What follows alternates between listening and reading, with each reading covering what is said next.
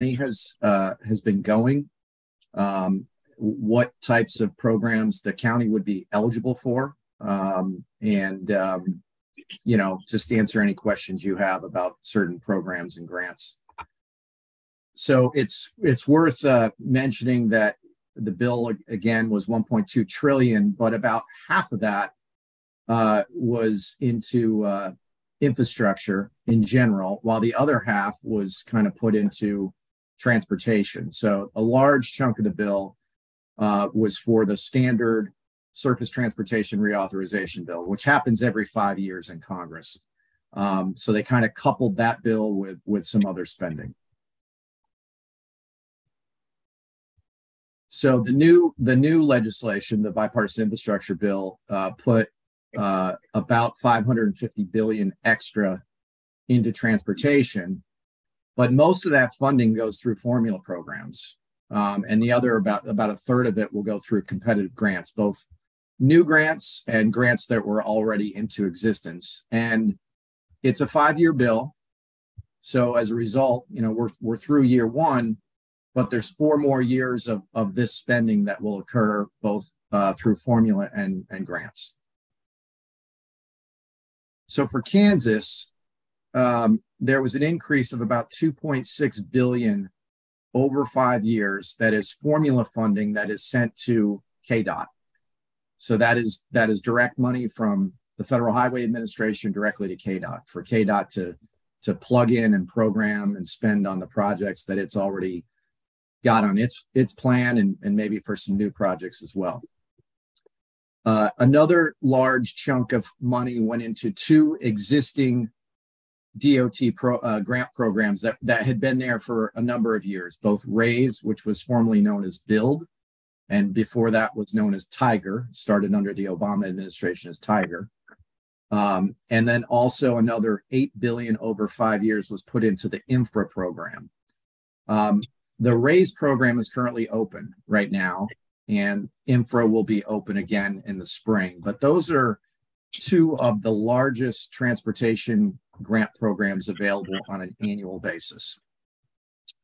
It's maybe I should note that the city of Wichita and you all, under the BUILD program, got 21 million for North Junction. So it was through this program. And that was, I think, if I recall correctly, it was 3 years ago. Another very large portion of funding is going into rail and transit. The federal state partnership for intercity passenger rail grants got 7.5 billion over 5 years. The NOFA's notice of funding opportunities, excuse me, are currently open, and applications are due March 7th. And right now, almost 2.3 billion is available. Now, this is a program worth noting because KDOT is going to apply on your behalf for the extension of the Amtrak service into Wichita and then into Newton. I've spoken, and I'll stop in a minute here if Commissioner Meitzner wants to interject, but I've spoken to Commissioner Meitzner just before the holidays. I'm aware that KDOT's submitting the application. We will work to get letters of support from your congressional delegation, and we'll also work to get letters of support from Oklahoma and Texas. So this is a major program. It's one that we're very excited about because, Amtrak has been supportive of your efforts to expand service, but they didn't quite have the money for it. So this gave them a large cash infusion to do these projects across the country that they wanted to do. So I'll stop for a minute. Commissioner Meitzner, is there anything you want to interject before I continue on the other stuff? Well, Jim, thanks, and thanks for your hard work on this as well. Yes, KDOT and Corey Davis is heading up the application in the NOFO.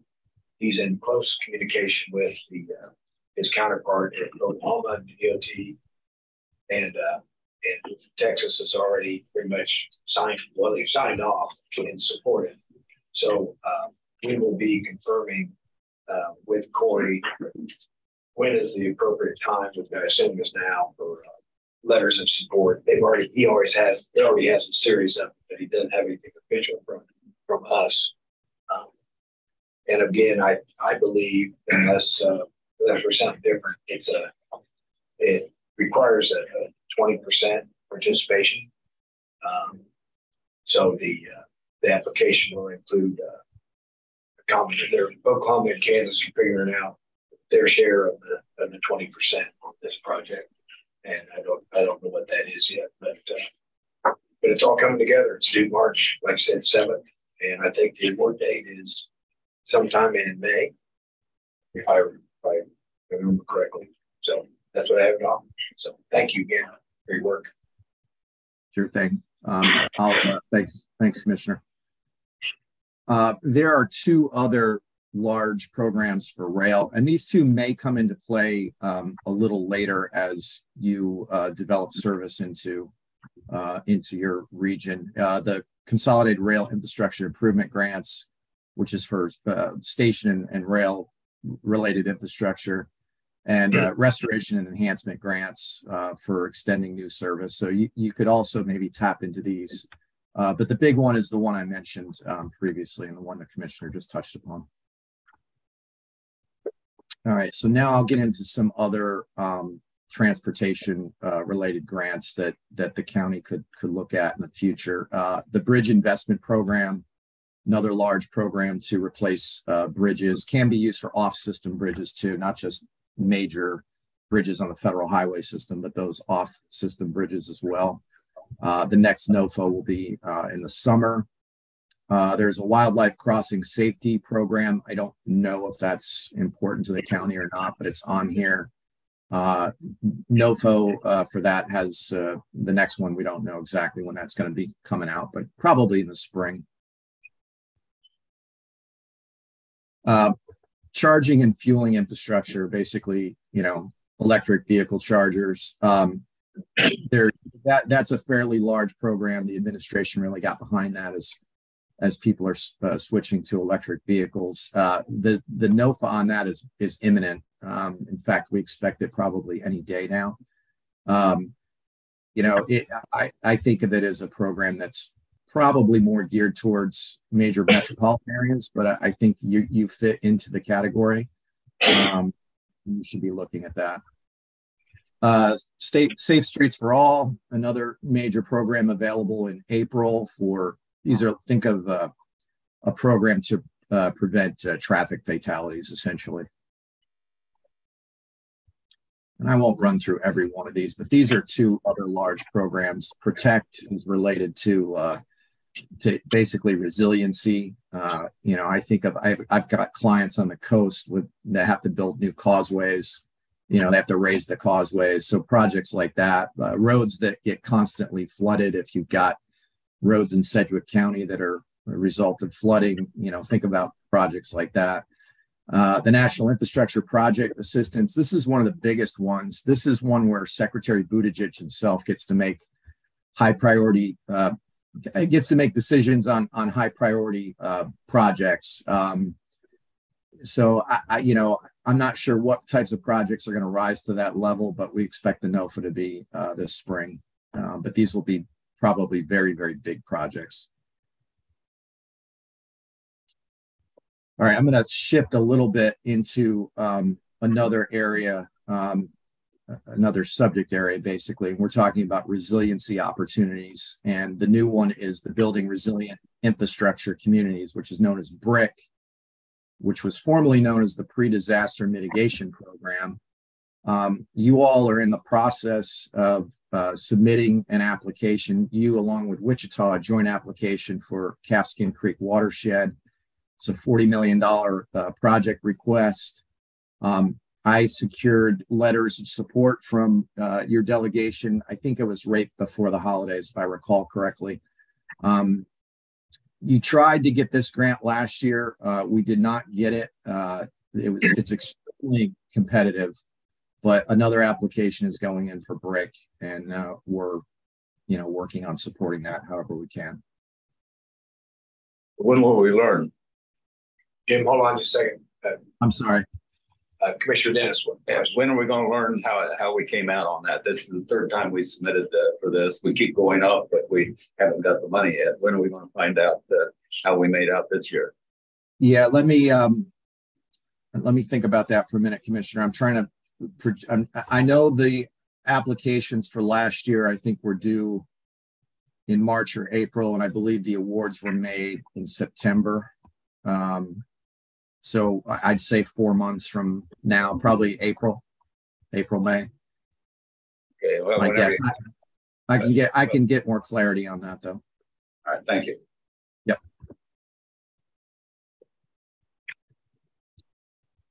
Okay. EPA in the area of water and wastewater, EPA got a ton of money. But again, a lot of the money for EPA is going through formula funding. I listed the major formula programs here. SRF, State Revolving Fund. A local government gets SRF money by going through its state office. The federal government gives the money to the state office, and then you all apply to that office for a water or wastewater project. I don't know if you've got any SRF usually loans. They're almost always loans. Sometimes you can get a grant if you're an area of low income, high need, but it's most often loans. So basically more money in those programs for more loans. But there are some new, and some comments there.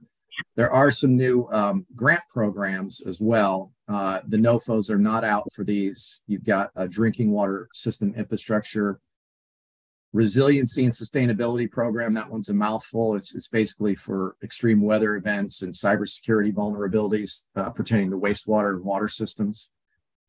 There's the sewer overflow and stormwater reuse grants. Again, you've got $1.4 billion over 5 years. For a variety of things related to sewers. There is the Clean Water Infrastructure Resiliency Program. Again, it's natural hazards. You can see the pictures here with the flooded wastewater systems. And then there's a program for to connect to publicly owned treatment works. Again, EPA has been a little slower than DOT on rolling out the money. So most of these NOFOs are not out yet. And I should stop just for a minute to remind everyone that our Thorn Run puts out a grant alert pretty much every 2 weeks. And our grant alert is tied to all the federal grants that are available. So anything here that's out or coming out will be on our grant alert. And we actually put forecasted grants on there too. Which means if we see something that we know is going to be available in a couple of months, we will list it as sort of a coming soon. So these all appear in our grant alerts. Hey, Jim. Yes. So we have we've elevated our grants application group. And so, Lindsay, are you on Jim's email? Okay. I just want to make sure that your notices are getting to the right channels. Yeah, and if anyone needs to be, sorry, go ahead. On that, we do actually have Valerie Tobar, who is our economic development analyst, who is specifically tied to opportunities related to infrastructure, plus the other folks that we have. So yes, whenever we get these great emails from Jim, we pass those. Okay. And we can always add people to that if you want others on it. Okay. Another large bucket of funding went into energy. And of course, most of it went to Department of Energy for various programs. Two of I'd say the primary programs for local governments are the Energy Efficiency Conservation Block Grant Program. The formula awards were just announced. They're very small, because it was $550 million, a one-time shot of money. And it was done by formula and done by population. So you'll see that the county got 79,000, the city of Wichita, and I'm only pointing out Wichita's because what happens is, even though, your population includes Wichita, they sort of take Wichita's population out, look at it separately as a city, and then everything left over is the county. So that's why your distribution is very small. Most of our local governments got distributions in sort of that some of them got even smaller ones, but they were, in that range. The formula was, allocations were released. You actually will now be notified by DOE. You technically have to apply for that money, even though it's yours, just to tell them how you're going to spend it. Another large program, though, is GRIP, the Grid Resilience and Innovation Partnerships Program, which is actually three separate grant programs. The NOFA was just released on that in November. Applications are due in April. It's to enhance grid flexibility, grid resiliency, things like that. We had a pretty detailed memo on that we sent out. That again will be an annual program every year. I would expect it to come out, next year about the same time. And then finally, there's broadband funding. The FCC got a whopping $42.5 billion over 5 years. But the money goes, a lot of people have asked us, well, how do we get the money? The money goes to the states, and the states may award subgrants. So I don't know how KDOT is going to handle, not KDOT. I don't know how Kansas is going to handle that.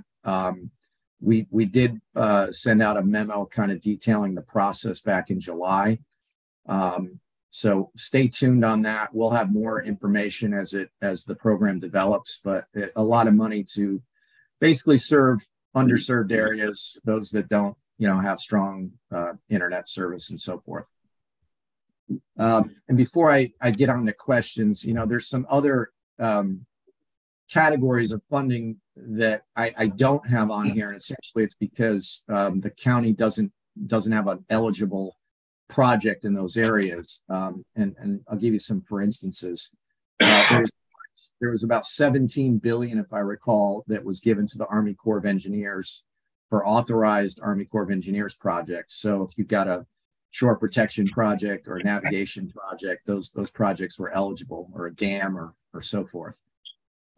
There was a large chunk of money that was sent to the Bureau of Reclamation for reclamation projects. And Commissioner Meitzner will remember when he was with the city of Wichita that the Equus Beds is a reclamation project with the city. So Wichita has been getting some money for Equus Beds because they have an eligible project. There was a large chunk of funding given to FAA for airport terminals and airport infrastructure. So those were some of the other areas where money was provided that local governments can tap into if they've got an airport or a navigable waterway and so forth. So I just wanted to flag that it's, that the bill was not just these categories, but I'm trying to highlight the ones where I think the county would possibly have some projects or have some interest. So with that, I'm going to stop and see if you all have any questions. Go from there. Great. Thanks, Jim. Commissioner Dennis. Thank you. And Jim, thank you very much for that. I do have 3 or 4 questions, actually. Sure. I appreciate your briefing very much. Sedgwick County also belongs to an organization called WAMPO, Wichita Area Metropolitan Planning Organization. And I don't know if you'd be available at some point to brief WAMPO on these same things, because all of this applies to WAMPO. So if we could work with you in the future to get you at some point, we normally have those meetings the second Tuesday of the month, starting at 3 o'clock our time, to be 4 o'clock your time. So I don't know if you'll be available, but sure, it'd be good for you to give us a briefing on that. The next the questions I have, first of all, I appreciate the briefing on broadband. One of my concerns on broadband is that the state pretty well said Sedgwick County's got broadband access in our rural areas, and that's entirely false. So, how do we go back? Do we have to go to the state? Do we go to the federal government? How do we tell them that that's how they're going to distribute the money? And if the FCC says we've got broadband and we don't, what's our next step? Yeah, it's probably through the state, but if the FCC can help you make the case to the state, we can explore that that option. I don't know enough about it, but I'd be happy to explore it with the staff and look into it. And if we have to prove that, what you're saying, that there's areas that the FC, somebody's saying you have broadband, but you don't. If we have to make a case, let's make a case. Yeah, but I think it's probably the state though, but we'll see. Okay. Next question is the Northwest Expressway. With all of this funding out there, is there a way, or what do we need to do in order to be able to garner some of that funding to move the Northwest Expressway forward? Right. So I have to probably go back and ask the question back to you all: is how far along is that project? Is it ready for prime time? Is it ready for a grant? If it's not ready now, can it be ready next year, or the year after, or even the year after that? Because it's a 5-year bill, so we've got multiple bites at the apple. But we don't want to put forward a project that's not quite, doesn't have all the ducks in a row, whether it's a permit or some of the NEPA work or whatever. We want to make sure we've got everything lined up and are ready to go. And we also want to make sure that we're asking for something that is right sized for the grant. So if we're asking for money through the RAISE program, if we ask for 50 million, I'm just going to throw out a number. FDOT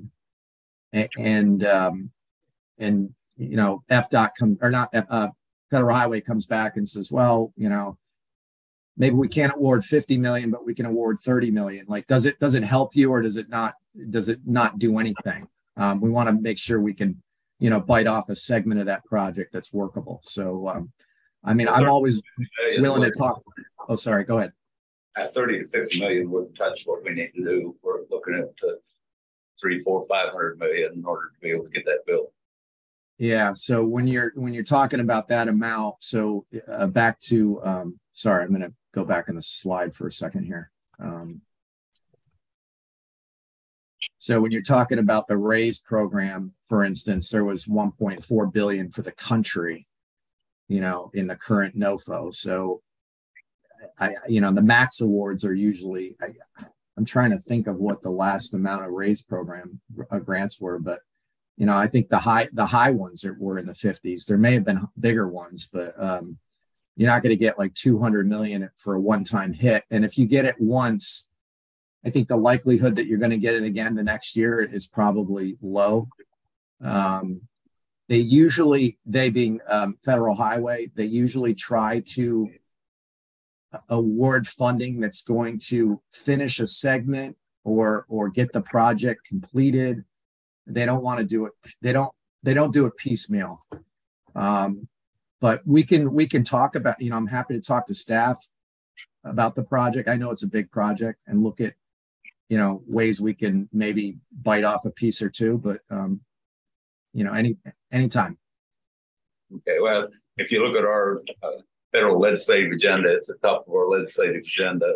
That's a huge economic impact in our community. And we'll have our public works that are in the room with us talk about it and see if we can give you any other information. The last question I have, I guess, is for staff, but I was not aware that we got 79,000 for energy efficiency. And when did we get it, and what are we doing with it? When are we going to talk about it? So we know that we have that allocation. We have not submitted for it. We actually just had a conversation yesterday about what we need to do to move forward on that. My understanding is the process for us just opened up maybe this week. So we're working through that to draw down those funds, and then we'll come to the commission about how we want to allocate. But we also want to talk with Andrew and Tanya, understand maybe if there are some initiatives. We had that interview out a few years ago, if there might already be some uses that we could put it through. Thank you, Mr. Chairman. That's all the question. Okay. Thank you. Just go ahead, Tom. Go ahead, Jim. I was just going to say, maybe I said the county got 79,000.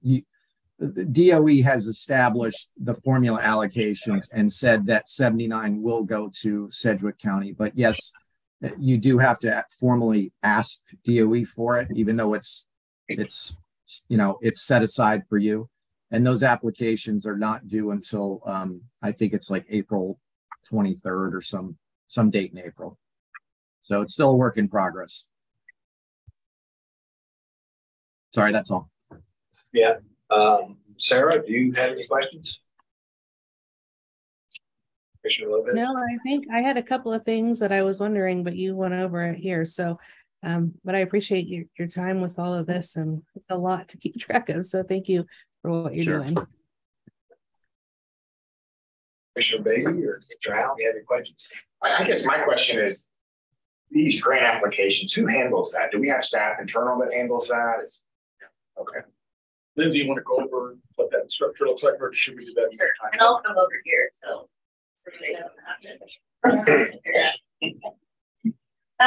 so in the last few budget cycles and through ARPA, we have added some resources that help us with grants. So we have in our office a revenue manager who oversees a grant administrator and a grant analyst.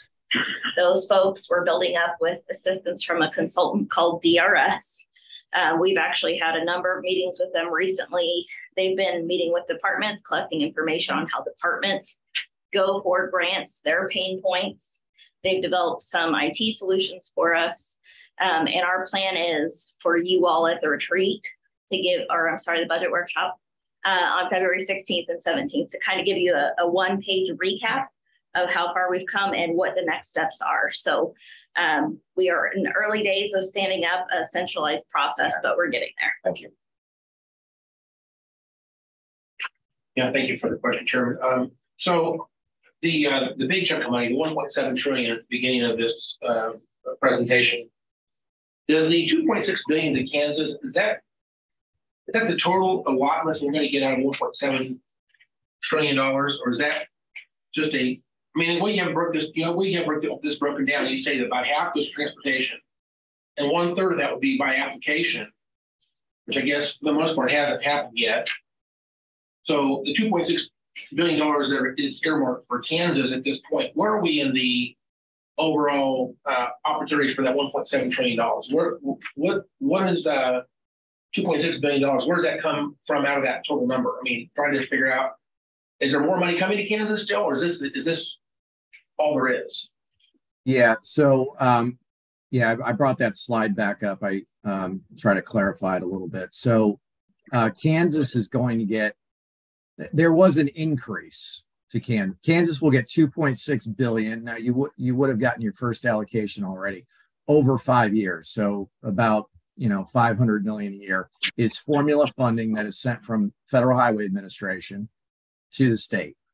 So the state's formula increased by about, if you see it, it got about the state of Kansas got 413 million in fiscal year 21.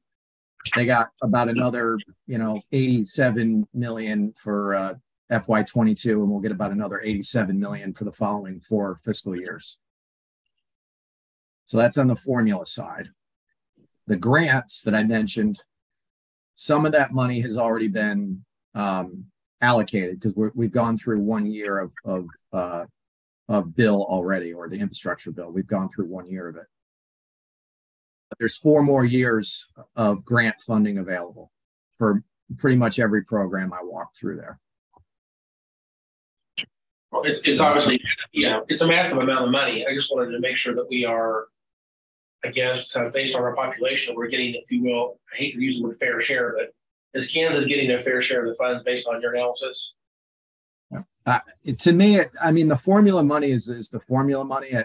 Was that question? I'm sorry. Were you asking me that question or someone in the room? Yeah, I'm just trying to figure out whether or not Kansas, based on our state's population, all the way down to Sedgwick County. So I'm trying to think of, is Kansas getting I hate to use the word fair share because it sounds maybe like I'm not happy with it, but it is, right. It's obviously a massive amount of money, but is Kansas getting a fair share of the funds? And then I would look at KDOT to make sure that Sedgwick County is getting a fair share of the state's allocation. So I guess I want to make sure we're advocating for, if you will, a fair share of funding to Sedgwick County. I don't know where we are in the whole process. It's so much money. I don't know how to analyze that. Yeah. The formula funding is set by the federal government. So all the states are going to get, their formula allocations. I think the question that you're really driving at, based on Kansas getting an increase, is Sedgwick County getting a commensurate increase? And that I don't have the answer to. That's more of Sedgwick County working with KDOT. And, you know, do you have projects on KDOT's list? Are those projects on their 5-year plan? Are those projects getting advanced possibly quicker than they would have without this money? Those are maybe some questions you would want to ask KDOT. And the formula is it primary? I mean, has anybody looked at it? Has anybody looked at that formula in terms of is it adjusted every year, or how is that formula developed? Yeah, it's developed through gas tax revenues. What I can do, I think it would be good if I put together there's like a report I could send you on how that works, and you can see how what Kansas gets versus say what New York State and California get, or Florida. But a lot of it's population and gas tax revenues. You know, I mean, like maybe the other end of the spectrum was Montana, you know. So where are we on that? Right. Okay. Thank you for that, Jim. Appreciate the presentation. Yeah. Good job today. Yeah. Thank you. Right, Jim. He also a side thank you for your assistance in securing some reconstruction dollars for CPRF. That was not part of a county deal. That was a noted nice victory. So thank you for that. Yep, happy to do it. Okay. Any other questions? I don't see any. So, Jim, thanks. I'll update you. I'm going to be visiting further with KDOT on the Amtrak thing this week. So we'll keep in communication on that. Okay, sounds good. Thank you all for your time. All right. Bye, Jim. Bye. Okay, Chairman, we'll move right to Joan. She'll introduce her presenters today from Zero. We do have a PowerPoint. Morning, Commissioners. Joan Tammany, Executive Director, ComCare. I am really excited. We entered into a relationship with Overflow. Jeff Short is here to talk about the campaign today. About 18 months ago, to get into the high schools in a preventive manner, to bust the myth and stigma around mental health and really focus on suicide prevention. And it's teens who lead the effort. And it's been an extremely meaningful and passionate project for all of us involved. And we have quite a few people here. And I think that the key ones that I'm really excited about is we have some high school students who are part of the campaign and the efforts to break down the stigma. And so I think they're going to talk in just a moment, but we have Kiera, Nevaeh, and Kate, and Sylvia is here. She's grandma for Nevaeh. And then we also have staff here who are also involved in the campaign. And we saw Chantel Randolph, our children's director. And we have Ania Harvey's, and I don't see Stacy in the audience. But this is just one of those feel-good activities around a really serious issue in our community. So I'm proud to be part of this effort. We're the mental health partner on this campaign, and Jeff and his team with Overflow, who drives Zero Reasons Why behind the scenes in our community and other communities around the state, are really the backbone of this project. So I'm going to invite Jeff up, and he's going to walk through Zero Reasons Why, what we've been doing, some outcomes, etc. Thank you. And she said she'd drive your PowerPoint. Yeah. Perfect. So I can start with a little bit of a backstory and some origins of the campaign. Overflow is the company that I'm a part of, and we do a lot of strategic communications work. We do a lot of campaigns around social causes and also some organizational change management. So in Johnson County, where the campaign began, we had done some work for Blue Valley School District as they were expanding one of their educational models, the CAPS Center for Advanced Professional Studies training model for getting kids real world experiential learning opportunities. As they were looking to expand that throughout the rest of the country as a open model to license by other districts, they enlisted us for help. In that process, we built a really great relationship with Blue Valleys to essentially say, if you're trying to accomplish this kind of out of the box idea that isn't yet adopted widely, that's kind of where our specialty is. And so in the 2017-18 academic year, Blue Valley School District and the rest of the 6 public school districts in Johnson County experienced a really alarming increase in suicide completions and attempts. And so we'll advance to the next slide there. And that really mirrors what we've seen nationally. The Center for Disease Control shows that between 2009 and 2019, high school students reported a 40% increase in persistent feelings of sadness or hopelessness, a 36% increase of considering attempting suicide, and a 44% increase of suicide plan creation ideation. So that's really alarming, and that was mirrored with what the school district superintendents were seeing in Johnson County. And so rather than failing to collaborate and compare notes and look at what's working and what's not in their districts, they decided to come together and really decide what they could do collaboratively as an entire county of educational institutions. And so that was the birth of the Zero Reasons Why campaign. And it was really from the outset, the superintendents were thoughtful enough as we were beginning to consult with them to acknowledge that this was a conversation happening among adults and decision makers, but there were no teenagers present. And so it was really important to acknowledge that early on, because that was the beginning of creating this idea that teens needed to be able to inform what resources are available to them and also be engaged in the activities themselves. And so this was really formative. Dr. Vivek Murthy in 2021, which was a couple years after the campaign began, really affirmed the idea that youth are the experts in their own lives. And so we must engage them in community-based mental health efforts, involve them in all phases of programming from ideation to implementation, gather feedback to understand what isn't working. And so that's really in line with what Zero Reasons Why does. And so Zero Reasons Why has created 3 pillars. This is all teen-led activity, where with the teens at the helm, we're building community support, we're removing the stigma of mental health, and we're committing to education. And so what that looks like is that the team, we build a teen council in every community where we work. The teen council will look at these 3 pillars and decide each year what are the tactics of the ways that we're going to deploy this in our communities and in our school districts or in our school buildings. And so those 3 things are every meeting that we have, those are the things we're talking about constantly. And so that has led to 2 primary types of activities. So all the things we do, storytelling is really at the center of it. There are study after study that show that when you share mental health information in the format of a story that is affirming and that is that removes myths about the science of mental health, then you can actually create a more resilient and a teen populace that knows that they're not the only one struggling.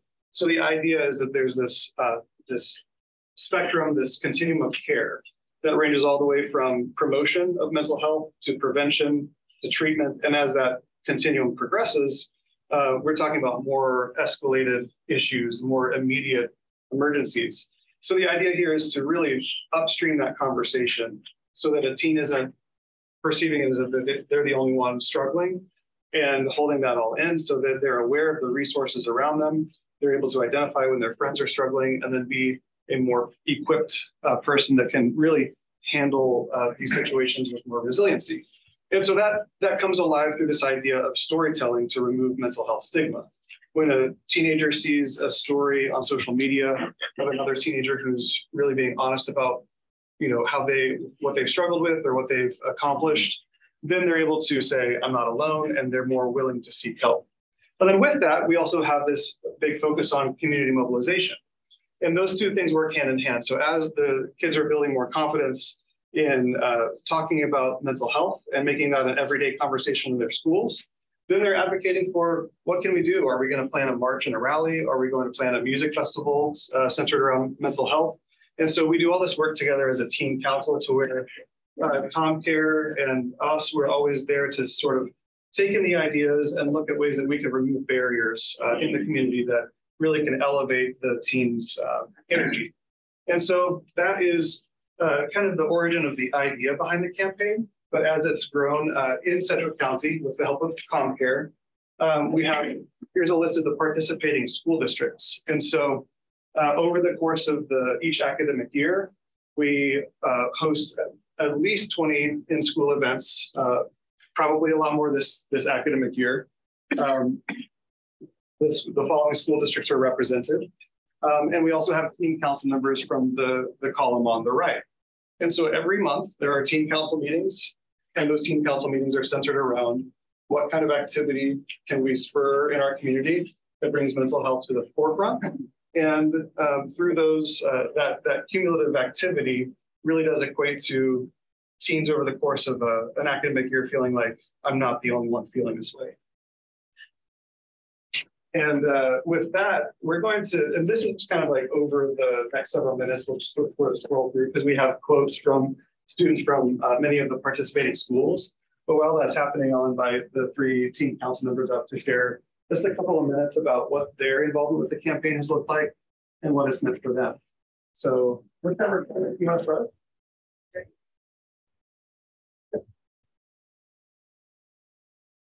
Good morning and welcome. Sorry. My name is Kate Burdett. I'm from Andover High School, and I got involved with Zero Reasons Why about a year ago when my mom had sent me a post about a team meeting coming up, and she's a counselor in Valley Center, and so I've kind of always been around mental health. It's always kind of had a presence in my life, and I've heard a lot of stories from her about it. And so I was like, oh yeah, I'll definitely go. It sounds like a really cool experience. And so I had gone to one of the meetings, and I was really kind of amazed by how welcoming it felt and how they accepted everyone. And it is almost kind of like an outlet for me to be able to talk to other people who I know care about the same things that I do and are working towards the same purpose. And when you get a group of people who care about the same things together, you know, you all kind of bond. And so it's kind of like an immediate connection that you feel with everyone. So that's how I got involved. And the reason why I've stuck with it is because I think the teen program especially is so important, because at this point that we are in our lives, the decisions that we're making right now are building these habits that are going to carry through into our future. And so when we're experiencing these struggles with mental health or just strong emotions like anxiety or anger and sadness or fear, and just all of these strong emotions, when we find a way to cope with it now, those are going to carry through into our future. And so when we're older, if we experience them again, then we're going to use those old coping mechanisms that if we don't learn, they might not be safe and they may not be a healthy way to deal with it. And so the Zero Reasons Why campaign is really, really important, because it's teaching us how to speak kindly to ourselves, how to have a positive mindset, how to have a positive outlook on life, and how to acknowledge the fact that there's more out there than what we're feeling inside, and that we have more opportunities. And so I just personally choose to advocate, especially as a teen, for the mental health campaign for Zero Reasons Why, because I think this is where I personally can make a really big impact in a lot of people's lives. So very good. Very nice. Very good. And while Nevaeh's on her way up, I would say too that it is pretty amazing to see what happened. I think a lot of teens are scared about what they're seeing with the same statistics that we saw earlier. And so giving something positive to channel that energy into has been a pretty profound effect on all of our teens. After this, I joined Zero Reasons Why. I had a friend who was in the organization. She took one of the meetings. And so I followed them on Instagram, and I saw there was a meeting coming up. So I was like, you know what, let me check it out. Going through mental health struggles on my own and kind of getting past that, it would have helped a lot to, one, kind of know there was people who have been through that, and then have an organization where they say, it is okay to feel this way. It is okay that you're going through this, and you will get through this. And I think Zero Reasons Why does a good job, especially in their outreach of schools, and the way that it's like, that they're not like, well, you don't have to go to therapy or have a diagnosis to say, no, I don't feel happy, I don't feel well. And that you can just be like, well, I didn't wake up happy today, but I came to school and during lunch, I got to write a positive note on a table. And it really makes a small impact to people they don't see every day. I stuck through the organization because of the mental health crisis I have seen in my school and in my peers. It's not just like the quiet kids in back of class sleeping during class. It's the captains of your sports teams. It's the people who are very active in school. It's the people who are smiling every day. It's people who are sleeping in the back of class. It's like everyone my age and more, they're all going through a very similar experience, but nobody wants to talk about it because it's seen as a bad thing, because it's stigmatized. And I think that's why it's important what we're doing today, because we are trying to reduce the stigma and help people prevent from taking further drastic steps. And overall, I think the organization is very important because it is imperative to reducing stigma, because we cannot use these sort of band-aid solutions and attacking the symptoms of the problem without going towards the problem itself. And that does start with destigmatizing the problem. Very good.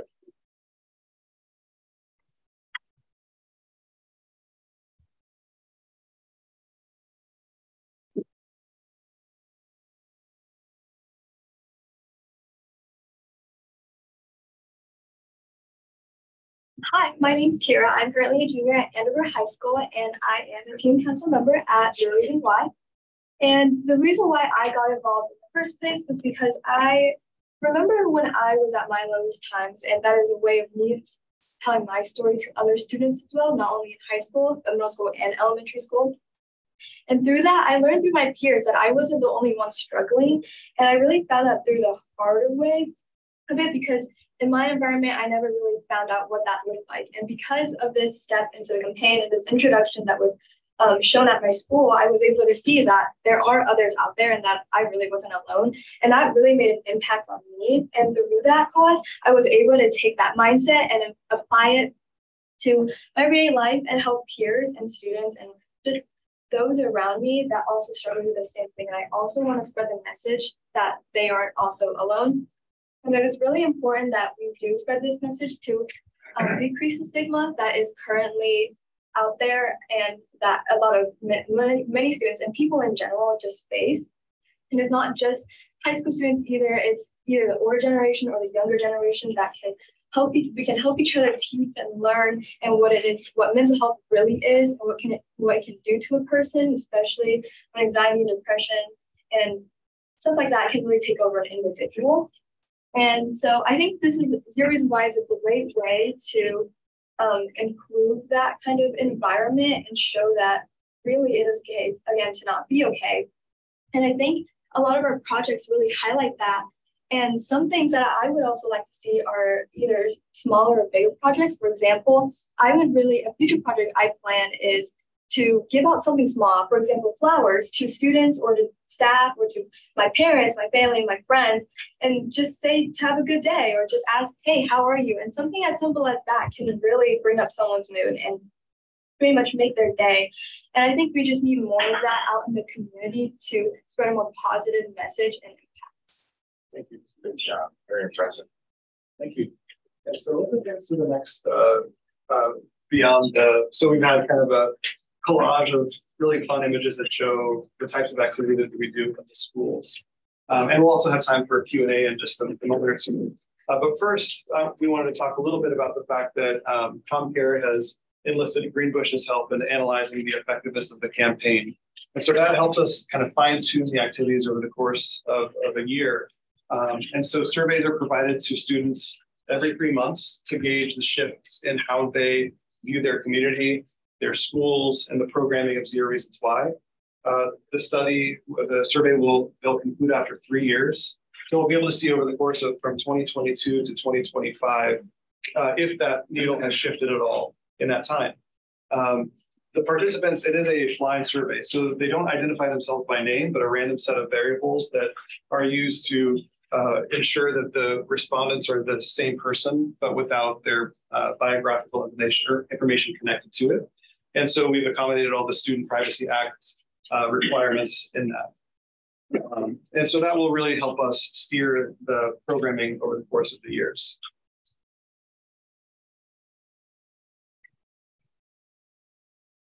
So here's a sample of the types of questions. Understanding that the participants really do understand the purpose of the campaign, asking if the students feel like they're comfortable talking about suicide prevention or asking for help with their mental health, gauging whether or not students know the resources available to them. And so all these questions you'll see as a sample, they're meant to, we can actually fill the gaps. So if they're saying that they don't feel comfortable talking about it, then we look at what are ways that we can encourage that. If they say that they don't understand the resources available to them, then we'll embed more information and resources about what they can do if they're encountering these types of issues throughout their lives. And so we can advance once again. And with that, we'll take questions, and I'll invite the three of you back up again, just in case any of the commissioners have questions, or from the team perspective or from the more programming perspective. Well, very impressive. I'm sure we'll have a couple of comments, but thank you. The fact that you all came up here and shared your stuff with us without reading anything, it was from the heart, and incredibly impressive. Actually. Very impressive. But my question behind it is: the Mental Health and Substance Abuse Coalition aware of this group? Probably not.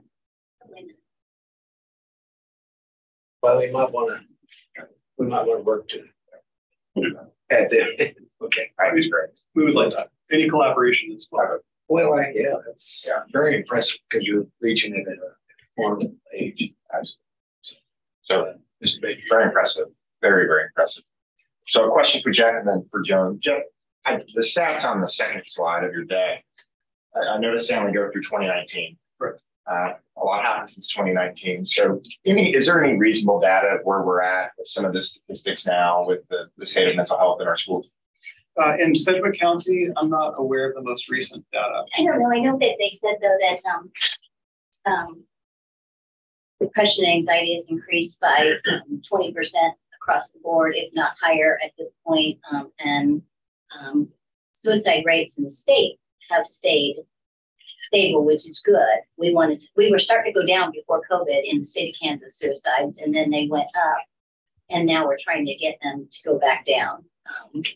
But I could find that data. We have it. We do have recent data from Johnson County where the campaign has been operating since 2018. And so in 2020, 21, and 22, there was a 33% year-to-year decrease in teen suicide attempts and completions, which is counter to national trends. Okay. And so it's not only the campaign, that there are a lot of really positive things happening, a lot of great collaborations happening, but there's a correlation.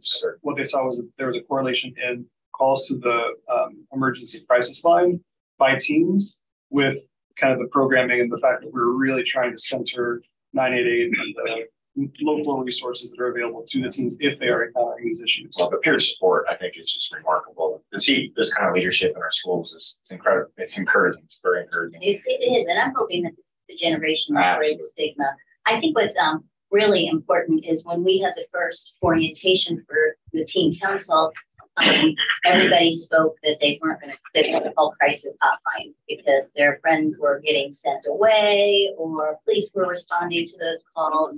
And this group has busted that and really encouraged the use of the lines, which is preventive rather than reactive, which is really meaningful. Can you clarify CompCare's role? Yeah. We partner and we help support financially the campaign in the schools, and we participate in the teen councils and all the other activities. And we're the mental health piece behind it, so we provide education in each of their meetings around mental health issues. So Overflow's role is we're campaign makers. We elevate these topics and get them to be widely accepted and adopted by the people who need them. But we really do rely on CompCare and our mental health partners to ensure that everything that we do is safe and accurate and always at the center. And I think the nice thing too is with regard to our role is we're in these schools. You know, we have teams in these schools providing services where the kids are at. And so they don't have to have appointments after hours or get taken away from school to go to these appointments. So it's an important role. I realized I didn't see the one on the convening, Yeah, there is an event coming up on February 1st. That's a community convening. Is that after Q&A? No? Okay. Oh, there it is, yes. So this is a save the date, essentially.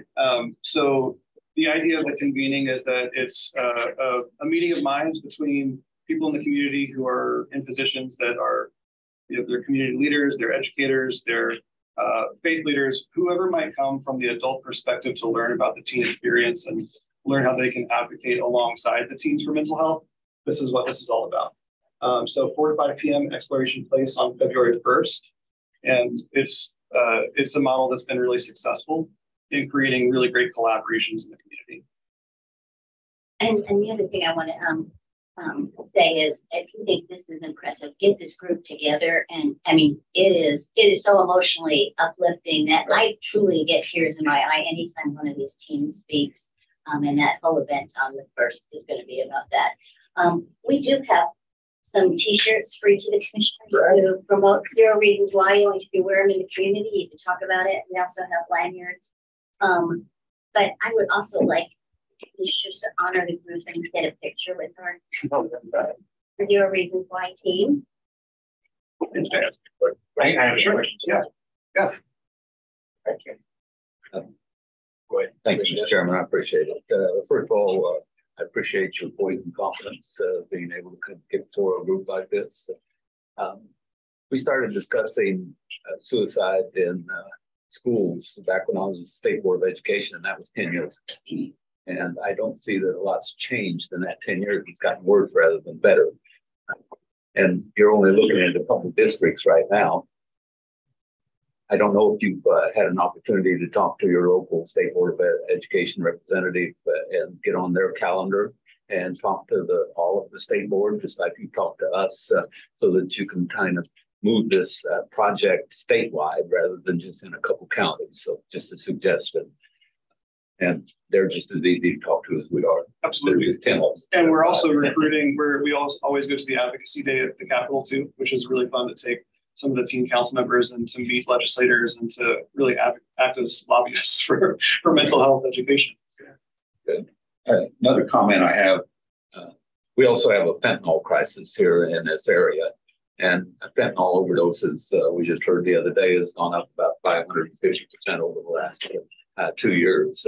And what I don't know is how much of that is related to mental health and how much is related to people that just decide they want to experiment with drugs at some point.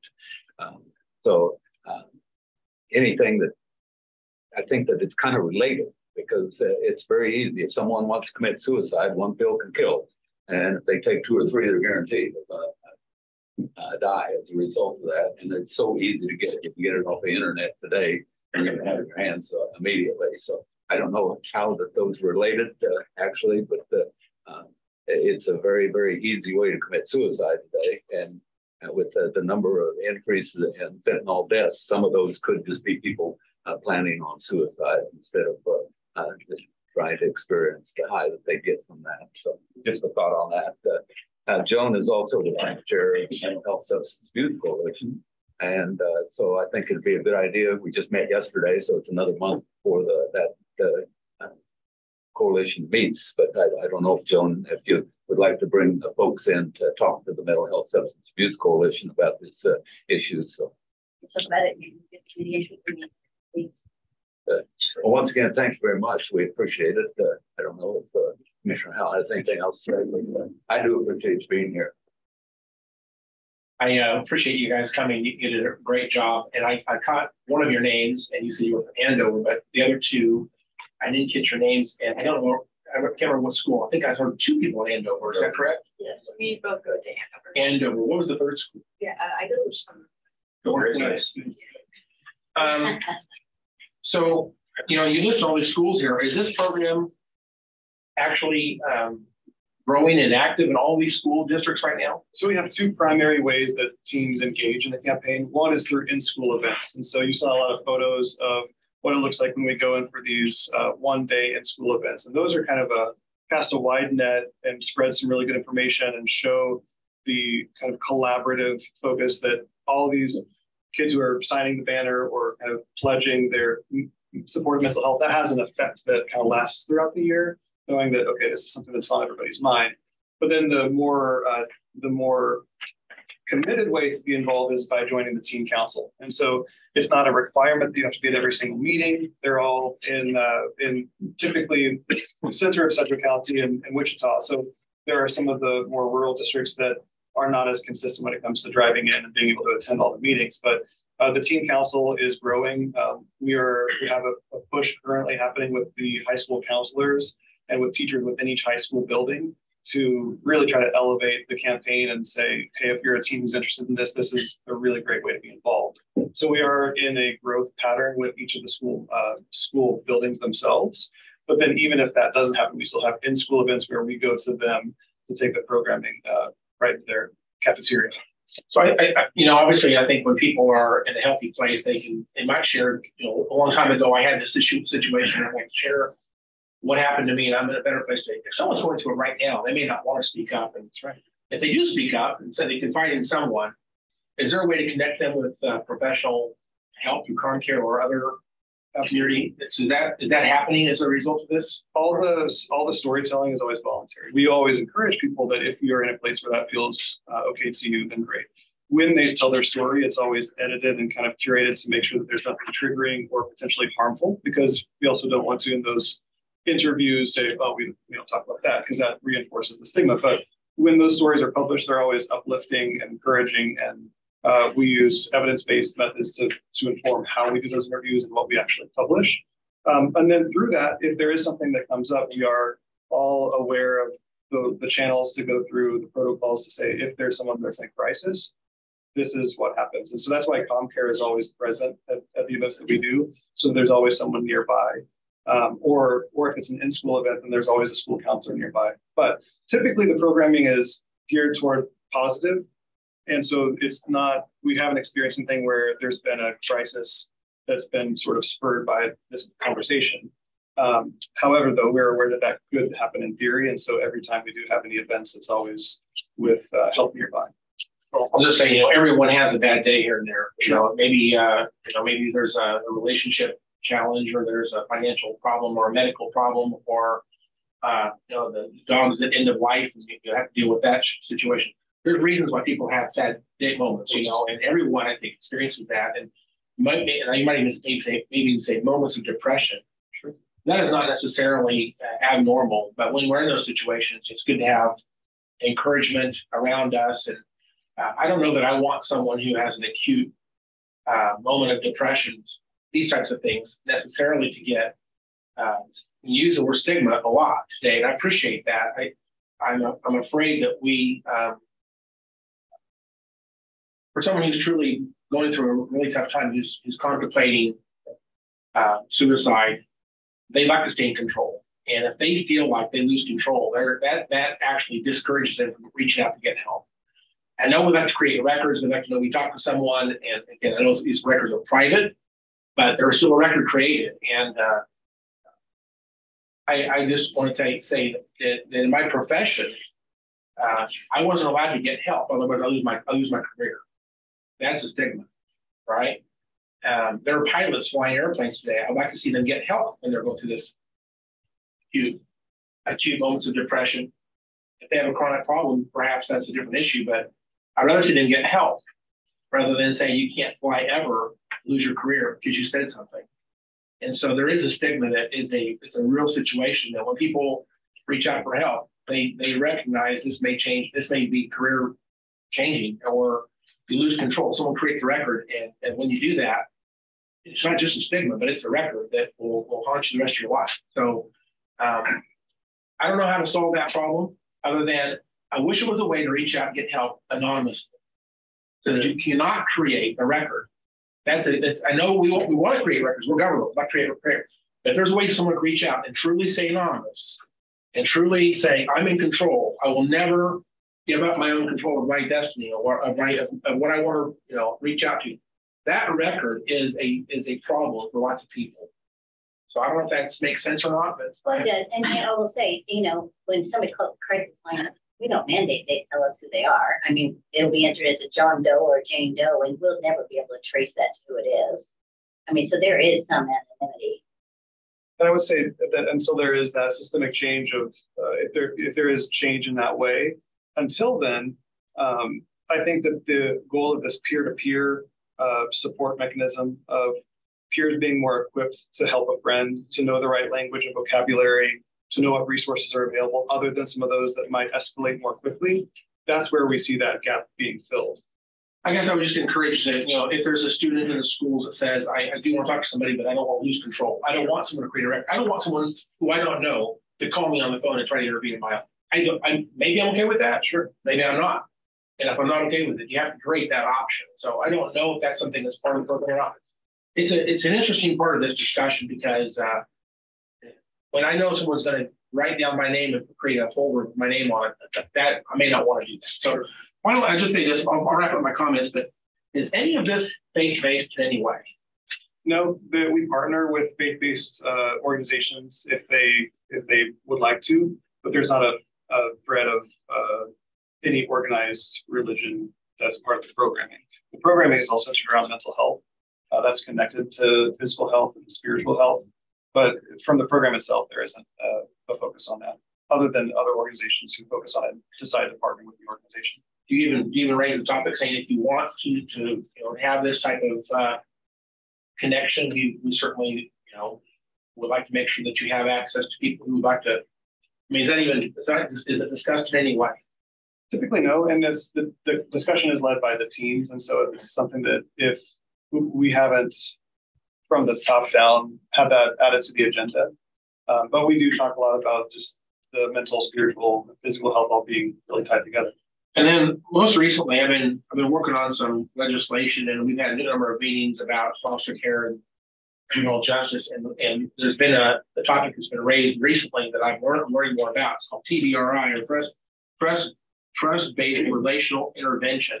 Is that something that you guys are aware of, and you're including that in some way to your organization, your curriculum, or your strategy here? I don't know if commentator is. It's not a part of the Zero Reasons Why program.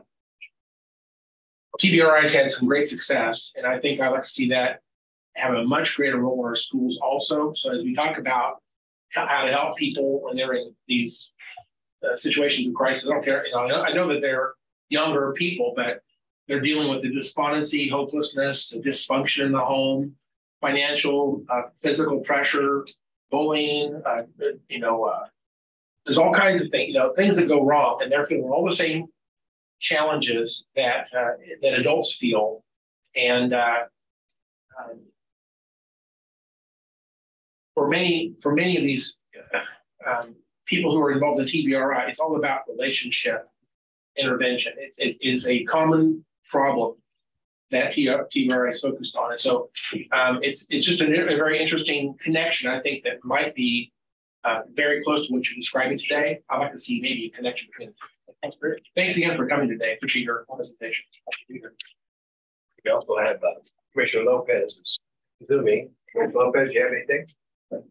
Yeah, sorry. I hope she doesn't start crying. She's kind of waking up. But I just wanted to say thank you so much for being here today. I mean, what an incredible thing you guys are doing and being able to get into so many schools. I really hope that you're able to expand that and get into even more. I mean, talk about peer-to-peer support is so important. I know I have teenage kids, and we try to have these conversations with them as adults, but it's not always easy for them or for me to even understand.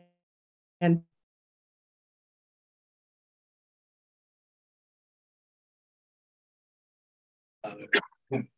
You're present. What they're going through or anything like that. So having that peer is just amazing that you guys are able to bring as much as we can, but it really does take out. Oh, darn it. I might have cut out, but if you can hear me, thank you just so much for what you're doing. I really appreciate the work. Very good. All right. So are you also, have you invited some of the private schools and the Catholic school district to be part of this? Yes. Okay. We have reached out to them. Okay. Good. All right. Very good. They're not ready yet. Well, that's all right. So you wanted to do a picture? Yep. Great. What is That's over here for the screen. Sarah in the background. Stand by the grizzly.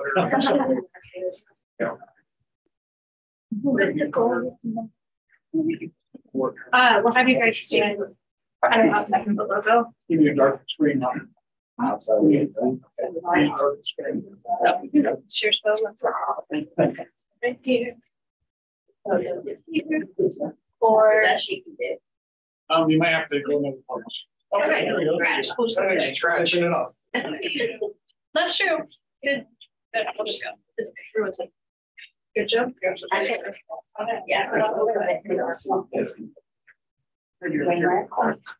I'll grab one.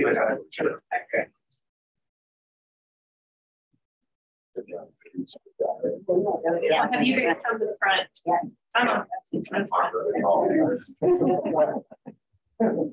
Getting down.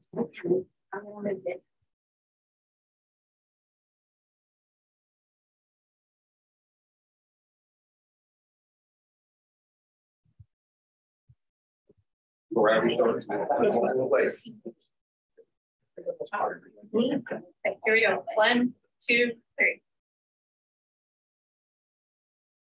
Thank you. Good.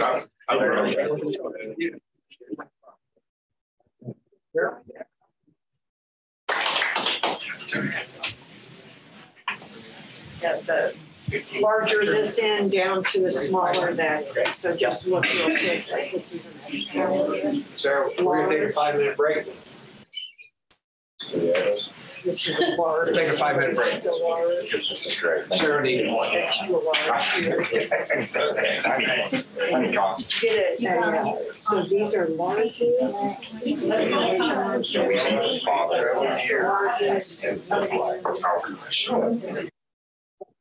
Yeah, in that way it shrinks. Everything shrinks. And then grab.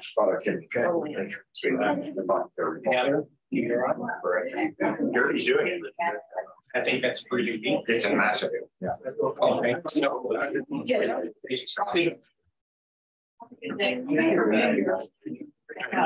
Guys, thank you.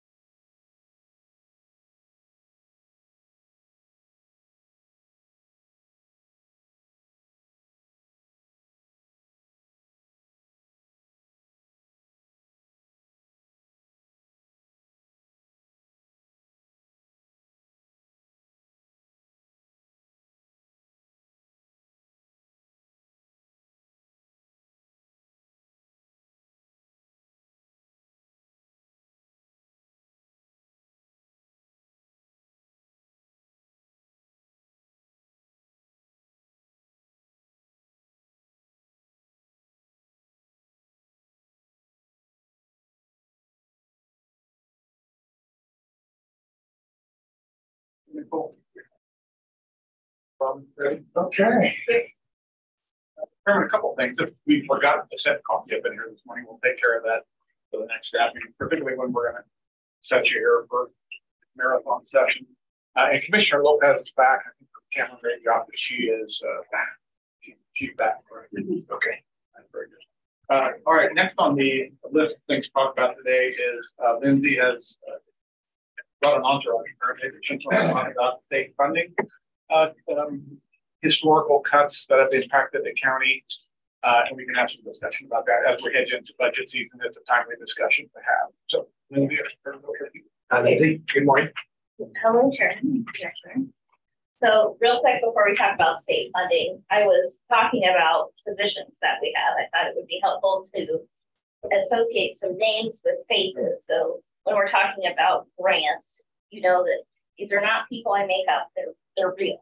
So we have Valerie Tovar, who you all met, economic development analyst, but she's also tied in as our point person on infrastructure bill type projects, because we do want to provide support to the region on projects. Well, we have Michelle Screw, the only person in finance shorter than me.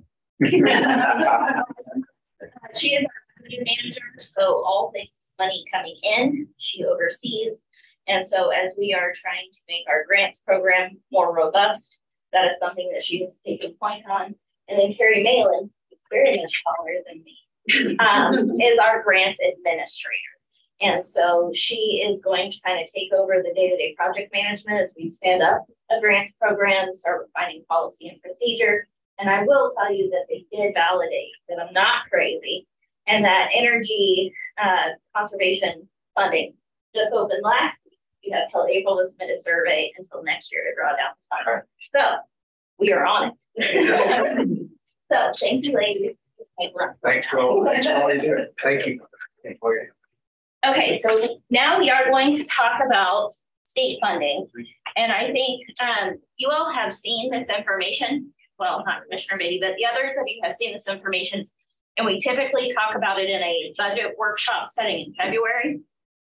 However, Commissioner Beatty had some questions about this information. He's seen some of the presentations we've done in the past and made an excellent observation that with the state's couple $2 billion surplus, now may be a good time to talk about this again. So I don't know if you have any comments you want to say, or if you just want me to jump right in, but hopefully this can spur some conversation about whether this should be some action that, or this should spur some action that we translate into a request to the state of Kansas. So what you have in front of you is just a front and back page that has been prepared in mind, or with the state legislature in mind. So the front page basically talks through what has the county done relative to property taxes, expenses, and things like that since the Great Recession began in 2008. And then the back page talks about how those state actions that we'll get into have exacerbated those issues. There are a couple of supplemental pieces of information that you have or will have that look like this.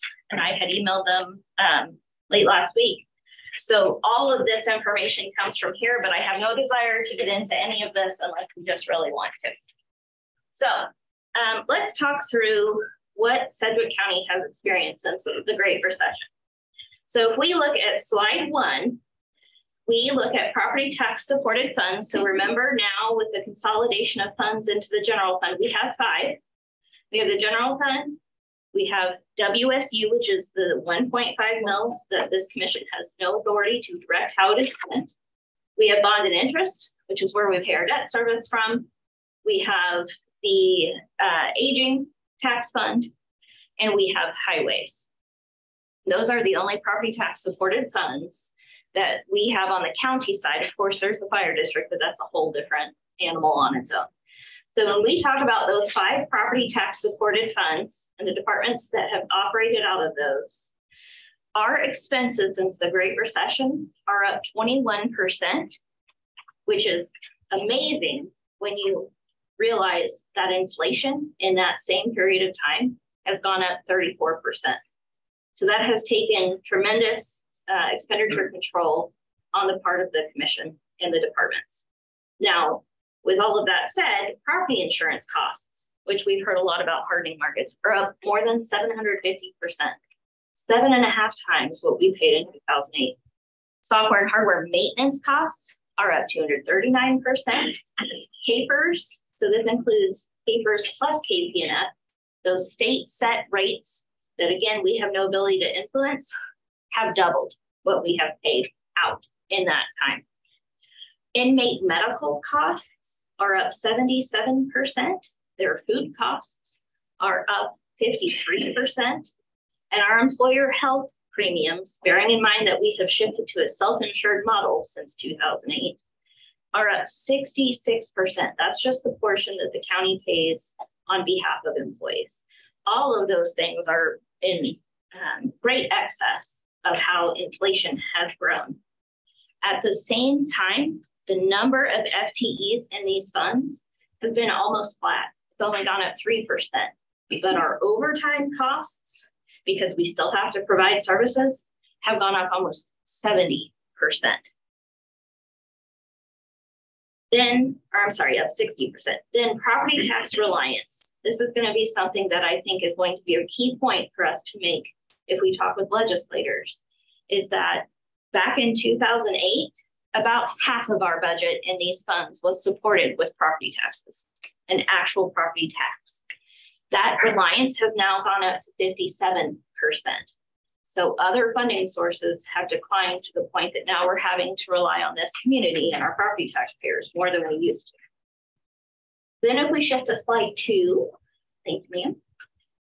What we can see is that our assessed value, so the value of our community, the assets has gone up 47% in that same time.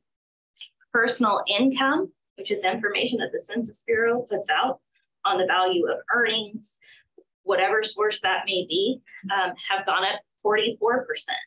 Again, just a reminder, inflation has gone up 34%. And in that time, our employees have had a 20% increase in their take-home pay, which again, relative to inflation, is much less. So we are asking our employees to do more, which is demonstrated with the overtime and flat FTEs. But they're doing it, we're still providing service, but it does come at that overtime cost.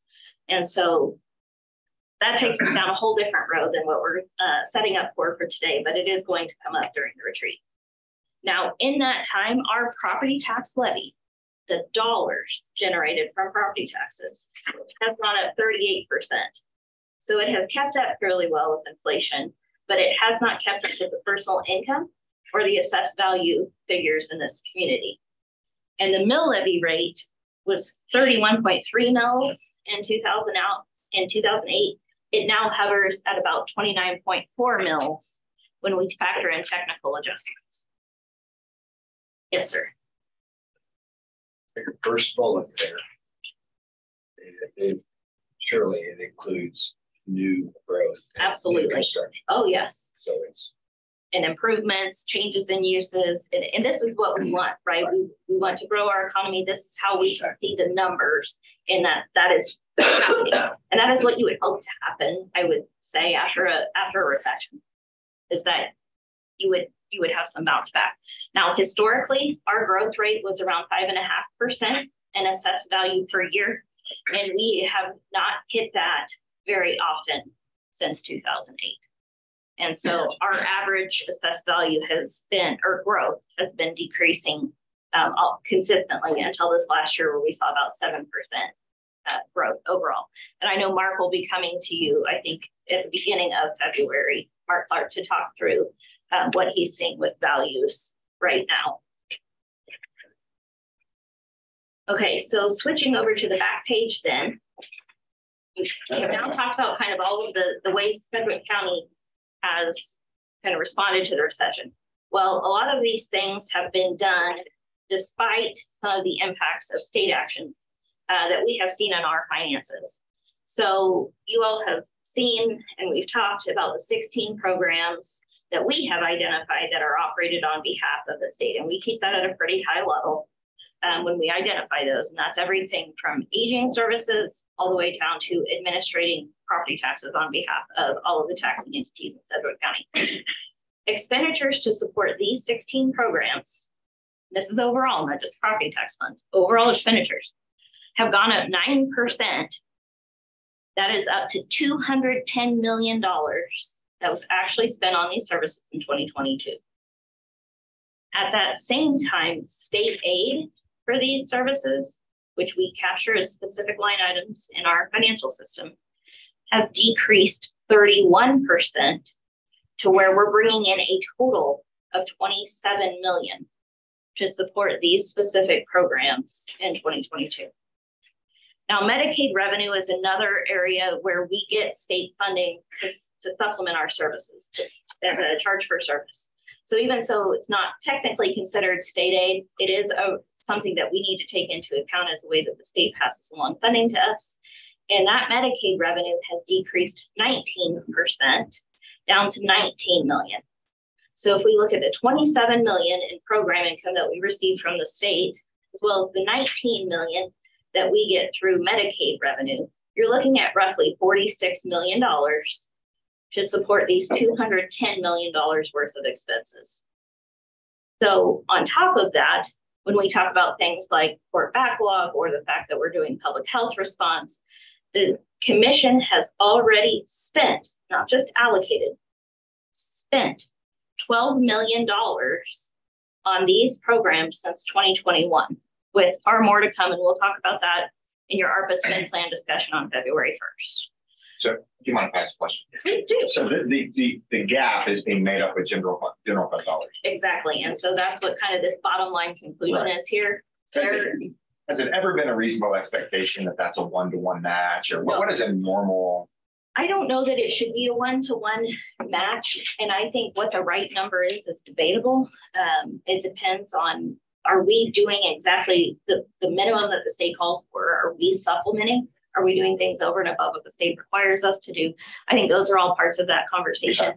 But if we look at historically the figures of before the Great Recession, what we were looking at, we've taken a hit. And that means the county taxpayer has been the one to absorb that. And so then, if it's okay, jumping off of that onto our final slide here, we have had a number of actions that the state has taken where it's not always necessarily that they're not giving us money. There's just things that have happened that have impacted our cash flow and have impacted our property taxes.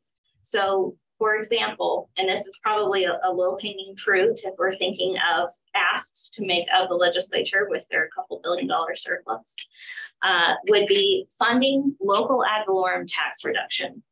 And so if you want to join me in getting super nerdy, we have a handout that looks like this, and it goes into details on the very back page of what precisely the formula is that was going into LAVPR.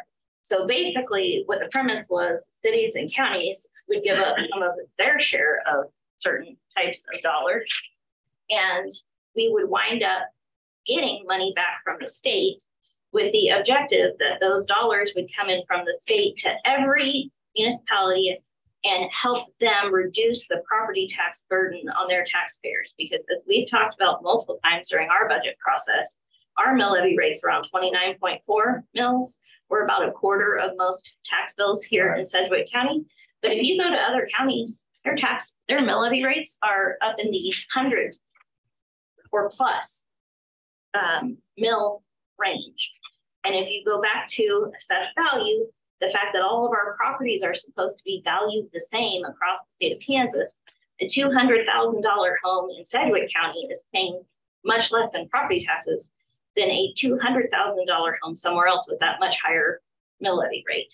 So this was a way that the state could influence that and help everybody by trying to push some of that money out to everybody and lower property taxes. Same type of concept with the next row here, which is city-county revenue sharing. So between those, that's roughly 7 to 8 million per year in dollars that the county could be receiving strictly into the general fund. That would be of significant help, obviously, as we talk about a $4 million recurring deficit year after year. That could not only shore that up, but also give us some flexibility to look at what types of increases or a property tax reduction. Yes, sir. Are these two programs, are those statutory programs from the state? And they've just been suspended? Is that what? That's exactly the term that they have used. Do we know why they were suspended? So they were suspended back in like 0203, because if you remember, we did have a bit of a recession after 9/11. And so this was that action. And so, I think the intent was there. It was good intent. It's just they were broke, and this was the way for them to shore up their funds. But again, it did pass the responsibility then to the counties to pick that back up with property tax or some other revenue stream, which makes sense. If that's what it was intended to reduce and it goes away, then it makes sense that goes back up. But then we get to, and I'm sorry, I so totally nerd out and get passionate about this, and I apologize. But this third bullet on this final slide, this is something where I think the conversation gets really interesting. So you remember that the legislature exempted new commercial machinery and equipment from property tax back in 06. And so what we had seen, what everybody had seen in our three-part of assessed value, there's real property, personal property, and utilities, is that personal property number declining. Well, what that means is if your dollars are declining in personal property, your utilities are basically whatever the state tells you they are. There's very limited ability to impact. That emphasis and that burden shifts to real property. Well, now that you've exempted these commercial type properties, it makes sense then that to make up the same amount of dollars, that burden shifts more to residential. And so I think that's where we get a lot of the concerns and questions that you all hear about, is that shift and increase in assessed value. And we know that Mark's bosses at the Property and Valuation Division require a certain ratio, again, to try and maintain equity across the state in terms of how much value is assigned to a house here that looks exactly like the same house maybe in Stanton County. So that is a really interesting situation. It was done to create economic development for everybody, to spur manufacturing, which our community benefits tremendously from. So I'm not saying it's something that it's a bad plan or that it was done with bad intent, but it has had an impact. And so we do have to acknowledge that. And then finally, the mortgage registration fee was an amount that was paid on the value of a mortgage. We know that there was a legislative push to eliminate that fee that was perceived as a tax, again, as a way to get people to do these, go out and buy properties, a stimulus type situation. And they set it up so that it pays out over 5 years. However, that's based on a per page fee as opposed to the value of a mortgage. And so again, it will switch back, sorry, Nicole. The next page, it looks like this, the fourth page. Yes, ma'am, thank you. What this is attempting to show you, and this will make your heart skip a beat, just so you know, we know that before we could just take 0.0026, just the percentage, against the value of the mortgages filed with registered deeds. And that would tell us how much money we would have collected. But then we also know we've been collecting based on per page value. So what this table shows is the difference between what we really collected based on the per page fee versus the value of that, what that debt would have been, and how much of that we would have been able to get. So you can see that in these years, when the phase out is happening, the numbers kind of look like what we expected them to look like, 1.2, 1.5 million. But then you hit super low interest rates and refinancings like we haven't seen. And so now you're getting billion-dollar mortgages that are being refinanced and filed. So I'm not saying that we should have gotten $276 million of cash from one revenue stream. That would have been, I don't know that we would have even known what to do with that. But it does show the impact, again, of state actions. We can't always anticipate what's going to happen down the road. And so that's what we're looking at, $371 million worth of impact in that time just from this line alone. So again, not necessarily saying by any stretch that commercial and machinery equipment exemption is bad or that this mortgage registration fee rollback is bad. But we do have some options for some low-hanging fruit that probably wouldn't be catastrophic for the state's budget and would have very minimal impact overall on citizens or taxpayers. So that is the information we have, trying to encapsulate all of that into just very quick presentations. We've got the backup here because some people really like data, some people like this. So we're trying to hit both ends of the spectrum there. So what questions can I answer? Commissioner, go ahead. I guess one of my concerns are there to advocate because there is a big surplus. That surplus is temporary. They're going to eat it up pretty fast. And in the future, I don't know if we're going to have this big surplus. So I think that if we ask them to pass some legislation to correct it now, they'll be passing legislation to take it back in the near future. So I don't know how we weigh those from one side to the other. But, they're going to be kind of reticent to give us some money that's a windfall when it's going to go away. The other thing, now, granted, the truth in taxation and everything, they hate property tax up there. But by the same token, when we go up and tell them that we reduced our mill levy and therefore we don't have any money to do the things we want to do, they're going to go back and say, well, you have to control yourself. So how do we argue that? So I guess those are really my two concerns with going up asking for the state government to give us money or to give us some way of recouping some of the expense. Anyway, those are just comments. Yeah. Well, I think it's obvious that right or wrong, state action has put incredible pressure on county budgets, right or wrong. I think there's reasons why they made the actions they did. But this is the reality. And I think what most of our constituents, I would say, one, they're not aware of this. The vast majority of constituents just simply aren't aware of this. The secondly, the way I think most people became aware of it, the interpretation in their mind would be, I'm paying state income tax, state sales tax to the state, who's passing on the administration of 16 departments to the county. And now the county is having to use my property tax dollars to supplement. So it just feels from a constituent standpoint that their dollars for state income tax and state sales tax are supposed to be used in one area, but we're having to use my property tax dollars. And now the conversation about a compressed budget and what we do and the pressure on county government for these services on behalf of the state, this is a reasonable conversation to have. I think it's more reasonable now that they have a $2 billion surplus.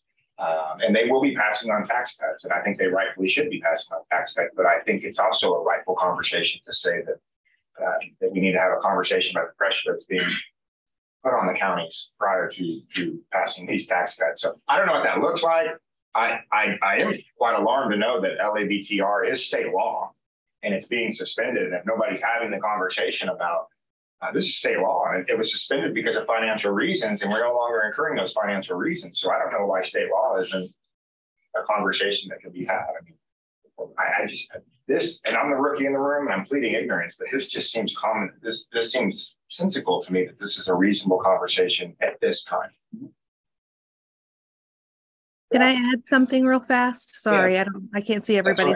So I do think it's time that we have this conversation again with him, because I mean, as Lindsay's stated pretty clearly, we're covering so many costs that we originally weren't, and that is impacting what we're doing. I do think that we have to be very careful on how we ask for that monies, just because if someone came and asked us for a large amount of money that we know is one-time funding, I think we would be like, that's just not an appropriate ask, because we know that funding's not going to be coming every year. So I think we just have to do it maybe in a different way, where it's not because of the surplus we're asking for this, but because it's what needs to happen and should have been happening for the last however many years that we should be asking for that again.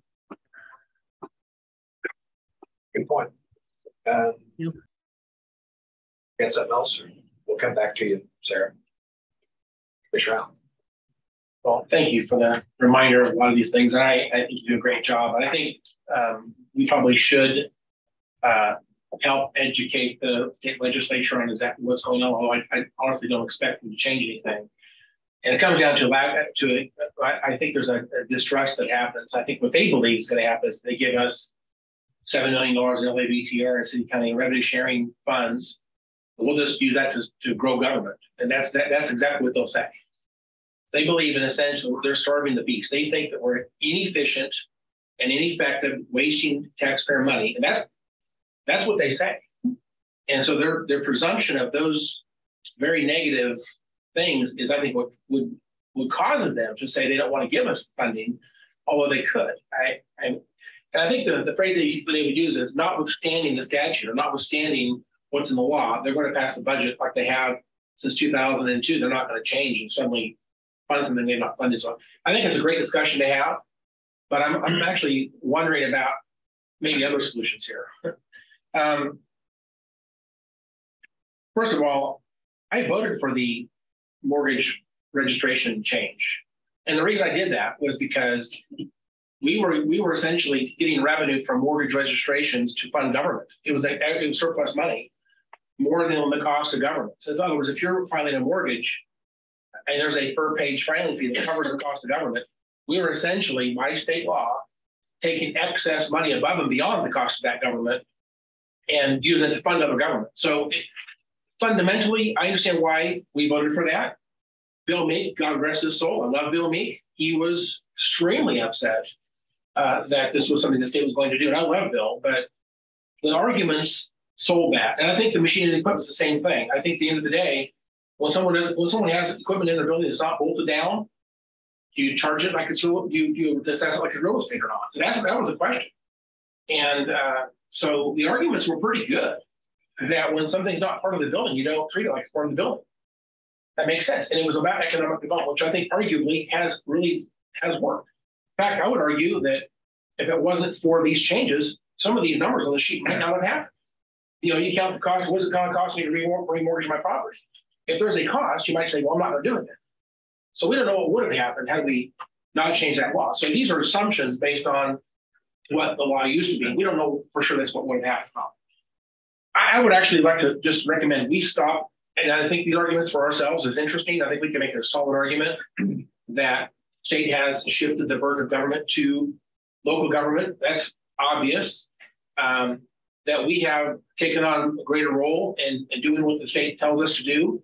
And that the only source of revenue for that really is property taxes. I think we made a very solid argument.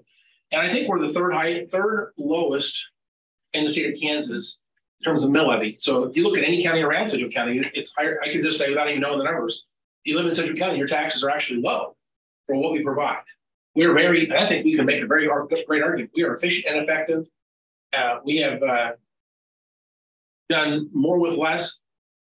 It's great. It's a great discussion. I think we can really make that proof.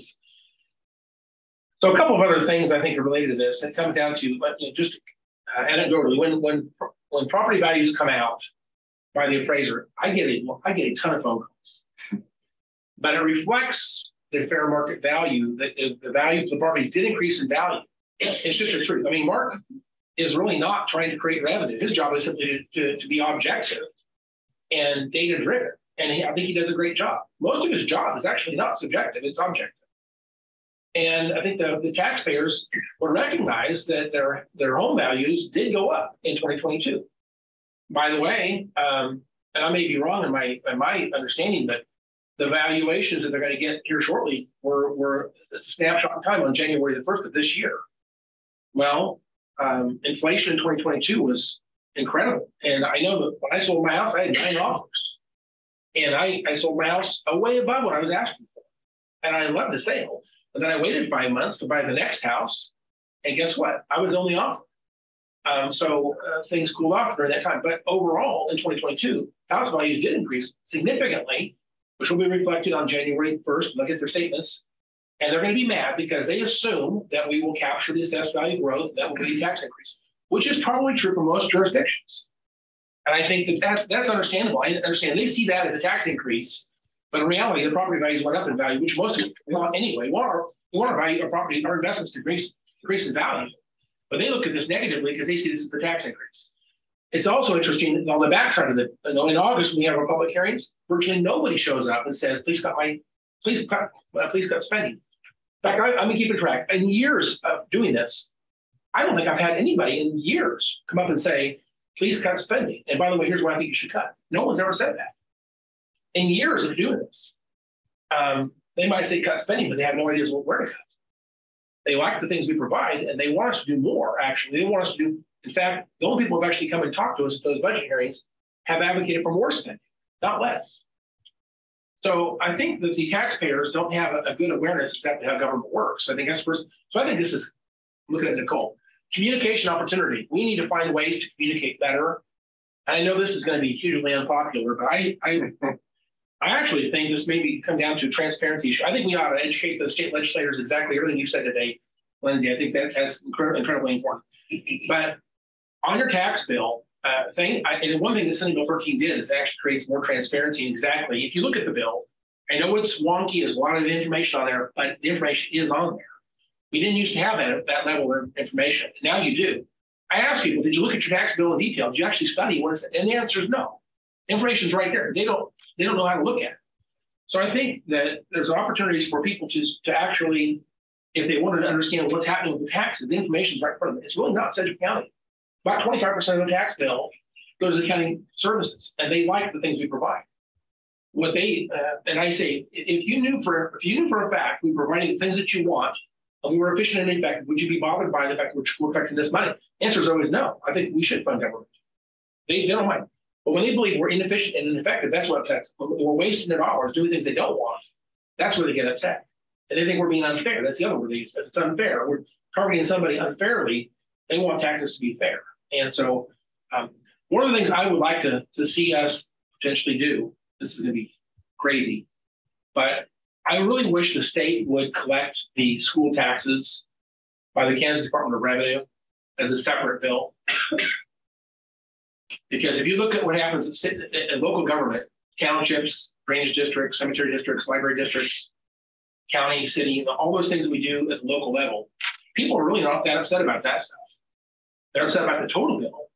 And about 60% of my tax bill is related to the 5 USD jurisdictions I'm paying taxes to. And I know that we collect taxes on behalf of the state. They take that money, they go through all kinds of formulas, and they dole it back out to different school districts based on head count, all kinds of other things. I guess my point is the Sedgwick County counties are collecting revenue on behalf of the state, and it's intermingled with everything else. And I think that one thing I'd like to see in terms of transparency is, I know we talked about us sending out our own tax bills. I'd like to make a deal with the state. Say, you send out your own tax bill on behalf of schools and let them pay Department of Revenue directly for school tax and let them pay the county for all local government. I know it's a different idea, but it comes back down to transparency. And I think if you were to do that, I know it's a burden to the state, but at the end of the day, I think people will not be upset about the tax bills if they see that there's actually, and by the way, every single year we debate what schools get in tax in revenue. This would end the debate for once and for all. We would never have to wonder how much money schools get. So at the end of the day, I think we can advocate for LAVTR and city county revenue sharing. I think it's a great idea. I don't think we'll be successful. And I think we should tell our story. One thing also Senate Bill 13 did is it took the lid off. We can pass whatever budget we feel is right. And I think we are efficient and effective. And I think our employees deserve to be paid competitively. And I don't know how long we can hold this line. I would just tell you that if you go back in history, in fact, I have in front of me until 1997, our tax rate in 1998 was about where it is today, the rate of mill levy. It did go up for 3 years in 6, 7, and 8 because we were anticipating building the jail, and then went back down again.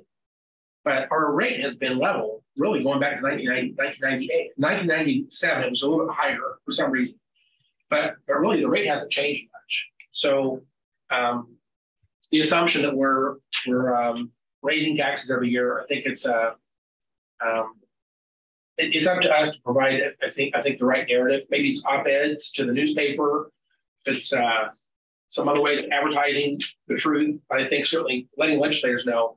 By the way, one of the tax bills a couple of years ago, I went to speak and testified on the bill, and the person who wrote the bill was clear he did not understand property taxes.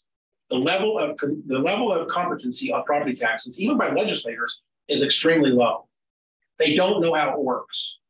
And I just think that we have an opportunity to educate them. I would almost ask for an informational hearing presented by the county to the tax committee to help them understand what it is we deal with. I think that would be a good thing for us to do in terms of strategy. I've said too much. Thank you so much for the time. Nice to see you. Thank you. My only question, Lindsay, would be on your third slide. So 16 programs, that first bullet. Mm-hmm. So I know Commissioner Beatty's our most recent tour of all 42 or 3 or 4 5 apartments, 45. We say 46 in the month. 46. So are these 16? Is it 40? Are these departments or these programs within departments? They are, so they're listed here. And so for the most part, I would tell you they're departments. But there are some exceptions, like tax administration, we go through and pick up the costs that are in the clerk's office, the treasurer's office, and those folks too, combine and give you one number. And so my question is also, how many of those 16 are we providing services like the Forensic Science Center outside Sedgwick County? Do you know that? We would need to go through and pick that, but for the most part, if we're providing service outside of the county, almost always we're getting revenue back for that. Like Regional Forensic Science Center, if we're doing it with some kind of supplemental service or policy, we do have a fee schedule that we use to try and recoup the cost. Whether that's 100%, I would have to get with Dr. Stedman. Well, just based on what Commissioner Howell was sharing about what they may or may not understand, that might be as valid of the statement that says serving as a regional service center, X state program. And we either want compensated for it, or we've had this discussion before. Do we talk about eliminating something, or just saying, hey, we're just going to invoice the state for that service and not really have, they don't even need to vote. We just say, well, we're going to send you an invoice. I hope they pay. All right. Yeah, I appreciate the comments. I don't think it's. I think this is the time if we're going to push. I think it's now's the time. What I want to know is the mechanism to do it. I have a $2 billion surplus. If we really feel like the county is being pressured with our general fund to perform services on behalf of the state, and if we really truly feel as if the assistance from the state isn't where it needs to be, there is no other time to push than now. And what I'm curious of is what does that mechanism look like? I do believe that a lot of our legislatures simply aren't aware. I agree with that. But how do we do this? I mean, I think we're running on a short clock. I think this means a lot. I think that if we don't do this, when we get into our budget workshops and look at 2024, we might regret that we didn't push a little bit harder. At the very least, a win is the awareness that, listen, you're compressing the general budget. We are taxing our citizens in Sedgwick County in ways that frankly, that we need state support for these departments. So I just think now's the time. I know it's probably an uphill climb, and there may not be an appetite. I know that their legislative agenda on their end is going to want to pass a lot of tax cuts, and I'm all for that, and I'm grateful for that. But we've got a situation in Sedgwick County. We've got to perform good government service, and they're underfunding the departments we're working on their behalf. And there's state law that is on the books that they suspended. I think it's a reasonable conversation to have that we need to discuss this. I just don't know what that mechanism looks like. Do we get a couple of legislatures in the room? Do we have a conversation with them and ask them to move this forward on our behalf? And the entire leadership delegation for the House and the Senate are Sedgwick County residents. So, I mean, if there's ever a time, the time is right now. And I don't want to miss this opportunity. I think our constituents, I think they deserve it. I think they demand us to contend for them. And I think this is the opportunity to do it. I think maybe you could make my experience is personal relationships with legislators are incredibly valuable, and maybe our lobbyists could help guide maybe what's the best way to navigate what would be most effective. I mean, that's my personal opinion.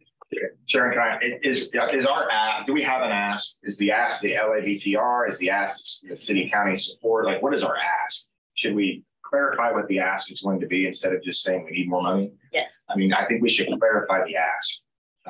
And is it LABTR? Is that what we're going to ask them to reconsider? I would tell you that would be the biggest bang for the buck for this entire state, because it's not something that just Sedgwick County would benefit from. It's something that any government that would be entitled to those funds would be able to receive. And so I think it would be the easiest to get greater support on it. And again, it's not something where a citizen feels an impact. It's the state shifting revenue that had historically come to us that now goes to them, shift it back to us. And so I think it is probably of the areas that we've talked through the least dramatic, I think, for anyone. But that's just me. Yeah. So I'm curious, if we, as a state, received a consensus revenue estimating group report this year? It's probably still a little early for that. That's going to be a key piece. Sure will. And I think we need to know what that's going to be. I know that the governor's introduced her recommended budget. I know that there's actually tax cuts built in, and everyone's looking at those billions of dollars, but thinking about tax cuts. And part of me said, I appreciate that effort, but I think they have to know that local government has been defunded essentially. I think that's a great discussion to have. So I think we should introduce a bill into the Appropriations Committee or the Ways and Means on the Senate side to ask them to fund this. We need to have someone introduce that for us. If you don't ask, you won't receive. I think we should need to do it. If they want to say no, let them say no. But I think we need to ask, and I think when we say what we asked and they said no, at least we have a narrative there. And also, I don't want to be negative to the state, but let's be real. When I was a state legislator, I think our last budget was $6.3 billion. What is the state general fund this year estimated? It's nearly $10 billion. I've only been gone for 8 years. Their all funds budget when I was there was about was around 12 billion. This like 22 billion this year. It's unbelievable growth. So when they point to local government saying you're the problem, at the end of the day, I could point the finger right back and say, I think you guys should look in the mirror a little bit, because they have truly grown government in a way that I think makes us look really great, actually. I think Commissioner Lopez has a question. Commissioner Lopez? Thank you. I just have one question. If we are going to make an ask or propose a bill or whatever it is that we end up doing, can we bring this to our quad county meetings and maybe even talk with some of the larger counties and just see if there's any interest anywhere else? I mean, it's not just from Sedgwick County, like how can we bring in other areas as well, if it will impact the state? Yeah, I think that's a good point. I'm listening to the discussion here, and I do agree with Lindsay that we focus on LABTR because that helps the most people. I wonder if we also shouldn't engage the city of Wichita in that. Absolutely. And then Quad counties, as Commissioner Lopez brought up. I'm just hearing the conversation. I think M&E exemption and I think mortgage registration need to be left alone. Right? There was reasons and rationale for that made sense for all of us. We have talked with our state lobbyists about what Commissioner Beatty brought up. What is the mechanism to move this forward? And he, I think we can talk offline with him, and he can give us some suggestions and strategies. I think politically, what we'd like to hear from you all today is: do you want to take it to Quad counties? Do you want to take it to Wichita City, Derby, others that are in the area that benefits? I think that makes KAC and LKM probably too. What timing crunch are we under? I mean, when are they? I don't understand their timing. they're putting plans on what they want to do with this money now. So my assumption is this is a sense of urgency on our behalf. Yes. I believe it's days and definitely not months, maybe a couple of weeks, but we can also get with Jason and firm that up. Commissioner this. I think a bill is in order for the LATBR, but I didn't even know about that when I first became commissioner. Actually, Senator McGinn is the one that told me about it. She's in favor of this, providing the funding back. So if we're going to want a champion up there, I think Senator McGinn is probably the champion that we need to start with. But we have to have bills submitted very soon, or they're not going to happen this session. So we probably need to start working with Jason to get a bill and see if maybe Senator McGinn might introduce it for us and push that. And any of the other senators and representatives we have from this area, we can talk to them. But I also believe, as Lindsay said, KAC has to be on board with this. And if we can get KAC behind this, now we're talking 105 counties instead of one county. Yeah. I might even make the argument that sales tax on food is less important than property tax. Bear in mind, my sheet goes back to 1997. We did get LABTR and city county city county revenue sharing funding at that time. And our mill levy was actually about what it is today. So we've taken a cut, let's say $7 million, and haven't really increased the rate. That just proves that we're more efficient. They're going to ask a question. If we were to get that $7 million, will you lower the mill levy about 1.5 mils? We're going to have to answer that question. And I would say in terms of property tax relief, I would say, yes, we're not going to just add that into the budget and spend it. And by the way, people may not realize LABTR and city county revenue sharing, one's based on income tax, one's based on sales tax. And when I was a state legislator, I was very much against these programs. I'll tell you why. Because it was recognized these are basically just redistribution of wealth. You're overtaxing people across the state of Kansas for income tax and sales tax, and you distribute those monies. Theoretically, you look to buy down property tax. So there's no way to know that was actually happening. But there's communities that would actually receive more money back, and other communities in the street would receive less money back based on formulas. And again, these numbers are based on formulas, right? Mm-hmm. So I think you need to address the issue that is not redistribution of wealth. It truly is buying down the rate of mill levy, okay, to get us away from property tax. People hate property tax. But you really kind of need to address this when you talk about it. Otherwise, their assumption is going to be you're just going to add $7 million to your budget and spend it somehow. Again, we would love that, but we have to make sure this is truly property tax relief. And I don't think the redistribution of wealth today it helps local government get revenue from income tax and sales tax. We're not legally allowed to do that independently. We have to do it through property tax. We have some sales tax, but mostly property tax. That's how we fund local government. So it broadens our base and lowers the rate, so to speak. Commissioner Lopez, do you have anything else? Nope, I'm good. Thank you. Thank you. Thank you.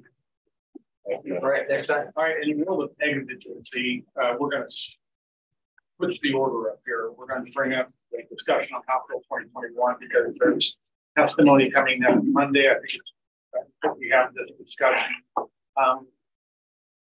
Jason, I mean, there's a couple of WPs here to hear the conversation too. And Mark Bennett's coming in on Zoom. I think he's there. In case you have questions for the DA or WPD, and I think the sheriff out of town. So they're going to invite the sheriff behind me or not. But so let's go to that discussion, and we'll let Steve start it out, and then we can have a discussion moving forward on this. So good morning. Voice Steve Stonehouse from the Department of Corrections. First of all, if you've all seen the letter, the testimony sent by the district attorney, you just say period. I mean, that's what he spelled out is the major highlights for issues with Senate Bill 367. A challenge when we talk about Senate Bill 367 is that it's not one thing. You can't open up the KSAs and find it. It's in 50 or 60 different laws. So talk to Commissioner Howell about this, that when you start changing one thing and does it or does it not, come apart when you start doing that. There's just something to talk about. So the House bill that's been proposed deals with the surplus, spending the surplus money that the state has, identifying kids who would be eligible to get that money, and then giving the court more leeway to use detention for probation violations, contempt of court, and things like that. So those are the things that I see that bill covers.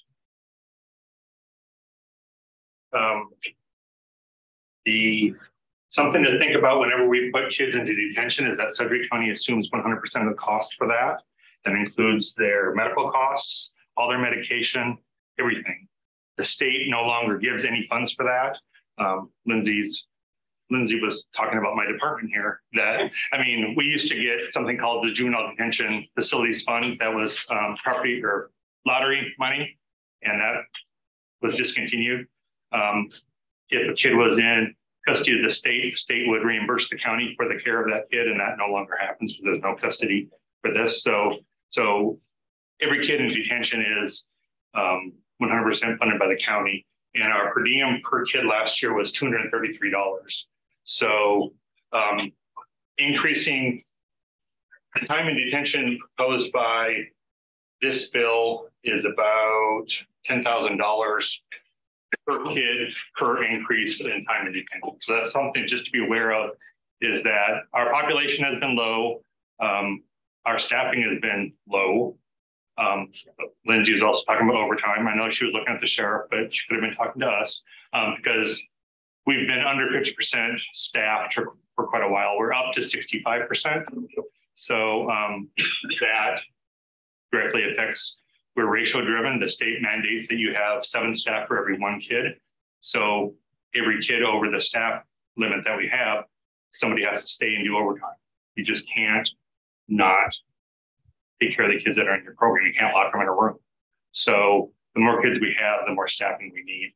And it's mandated by, and we don't control the front door and we don't control the back door. So this increase in kids coming to detention poses a challenge because there's no way to estimate how many kids that would look like. I have no idea. It's up to the court. The district attorney and the courts want more leverage, more leeway, more options to deal with kids. So this is already addressed in the law. So it just gives them greater flexibility. Something that I think this bill does not address that it should, and that is placements for juvenile offenders. The district attorney talks about short-term alternative placement for sex offenders. It's also for anything. You were either on probation or you're in a correctional facility. A correctional facility is a prison for kids. So you either get that or that. There's nothing in between. The court had the option to sentence a kid to a short-term alternative placement. It had to be one of 3 things. That number 1 is on the county dime, and number 2, don't exist. So in effect, the options for dealing with serious and chronic crime are not there. And that's something that this bill doesn't, I think, does not go far enough, and it does not address that there needs to be options for placements for kids, not big, gigantic group homes. I'm talking about the Missouri model. Missouri went to programs of like 10 kids in the small treatment residential program. Local, close to their home would be a better option than large institutions. I know the governor has included a feasibility study for a correctional facility located in this area, which is fine, but that still doesn't deal with this problem that we have no place to put. We have no mechanism to give kids treatment and accountability when they continually either violate their probation or have serious charges, but possibly could do all right in the community. They have to go to corrections. The Juvenile Justice Oversight Committee is the committee who is responsible for spending the millions of dollars that the state has saved, and it gets replenished with a certain amount every year. In Sedgwick County, 12 programs are administered by the state.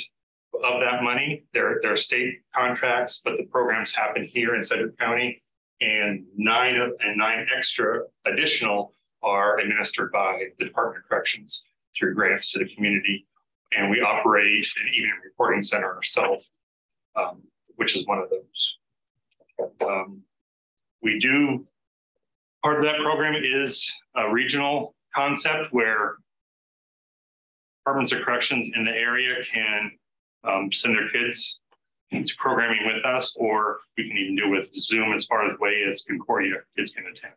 So we try to be good partners and use our resources that we have with other agencies in the state, because we have the capability of adding one more kid doesn't change the program.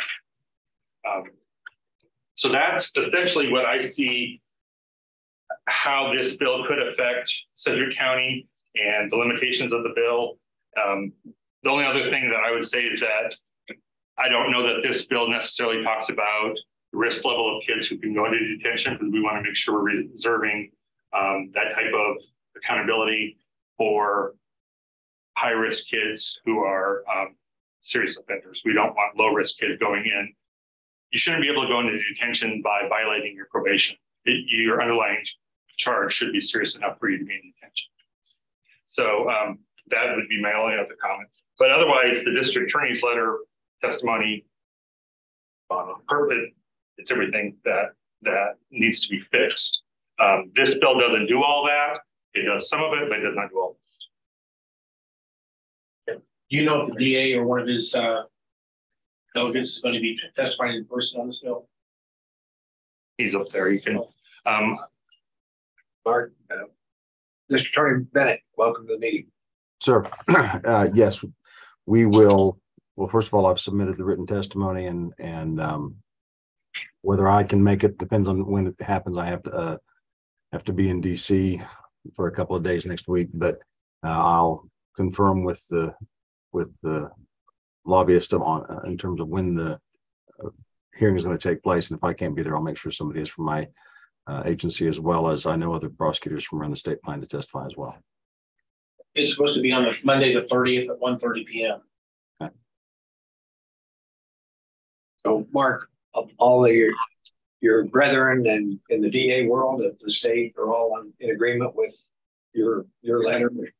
Yeah, I think that the big takeaway here is I've identified the issues. I don't expect all of them to be addressed by this bill or any other.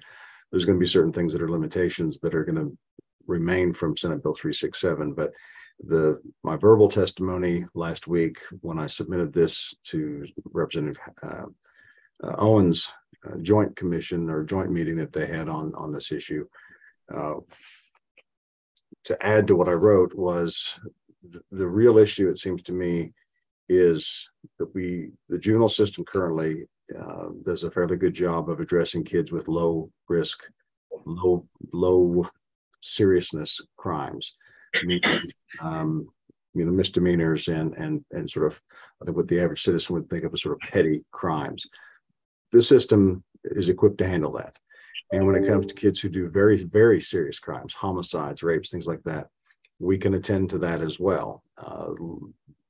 There's not a lot of resources in the juvenile world for really serious crime, but there are some, and when there aren't any, we do have the option. It's not one we like to invoke very often, but we can what we call MAP them, motion for adult prosecution, and remove them to the adult side. The concern that I have is that middle group, the kids who are engaging in increasingly problematic behavior, often involving guns, maybe not having hurt or seriously injured anyone, but on a trajectory that you don't have to be a criminal justice professor to know where some of these kids are headed. And those are the kids we would really should be focusing our attention on to keep them out of the system. And all too often, as Steve said, it's either lock them up or put them on probation, and the only other option then would be, and as sometimes is the case, put them into foster care, into the child needed care side of things. And that is a whole nother ball of wax here, but a whole nother conversation. But the harm that's doing to our foster care system statewide can't really be overstated. So the most encouraging thing I heard was something, and I don't pretend to have my thumb on the pulse of every issue with respect to this in the juvenile context, but I was not aware, and I suspect others were not as aware as well, that there was such a large amount of money that had been set aside, and ostensibly some had been spent, but not, I don't think, nearly as much as clearly could have been on this middle population, the target population. $60 million is what Representative Owens talked about the other day. And so I think that there's another thing that we should be paying attention to here, and not just in this particular bill. And I'm fully supportive of changes that it proposes, but we should also be thinking about what can we do to leverage resources locally to take advantage of some of that money. Because if you remember in 2016, that was the selling point for 367. There will be all this money, 20 million is what they proposed then. All this money that can be reinvested in the communities to keep these kids out of large state prison settings, and more effectively treat our youth locally. And while there has been some money spent, that we still have 60 million in an account tells me it hasn't been spent nearly as much as it could have or should have. And so I think that's the parallel message I would want to deliver to you all, and that ask you all to deliver to your lobbyists. And that is, what can we do to take advantage of that opportunity to afford more options for Sedgwick County kids. And we've talked about, Commissioner Dennis brought up the fentanyl epidemic, and we know that's an issue. We know that kids on probation have died from overdosing on fentanyl, and yet there are close to no inpatient beds for kids in Sedgwick County. You have to go to Johnson County. We have kids in detention who wait 4 to 6 months for evaluations for mental health competency, because there's no beds for them. They have to wait for a bed someplace to go have that done. So these are when the district attorney talks about treatment, it's before the court hearing happens, during the court hearing, after the court. There's the myriad of treatment options for this population, which is not a huge population. There's not hundreds of kids, but there's no place to put a kid who needs treatment right now locally. So if you don't, anybody who has relatives who struggle with addiction, they need their family and a support system. So go away to Johnson County to have treatment and probably not have a whole lot of contact with the family, then just to come back and live in your same environment probably isn't setting anybody up for success. Attended a meeting yesterday about substance abuse beds. There's going to be some more in Topeka, which is good for Topeka. But once again, it's a concentration up in the north. There's nothing about the south central area for substance abuse beds. So that's just something to keep on our radar too, that we need action on that. Comments, questions? Commissioner Lopez? Still listening? Okay. Commissioner Beatty. Appreciate this presentation. This 60 million that's set aside in funding. If Senate Bill 367 goes away or has reformation or things that we're going to work through, do we have a plan for what we would do with increased? Obviously, the fear on your end is we're just simply not prepared to have more juveniles into our system at this point in time. Have we defined a plan for what this money would be able to do for Sedgwick County and how we would allocate this money?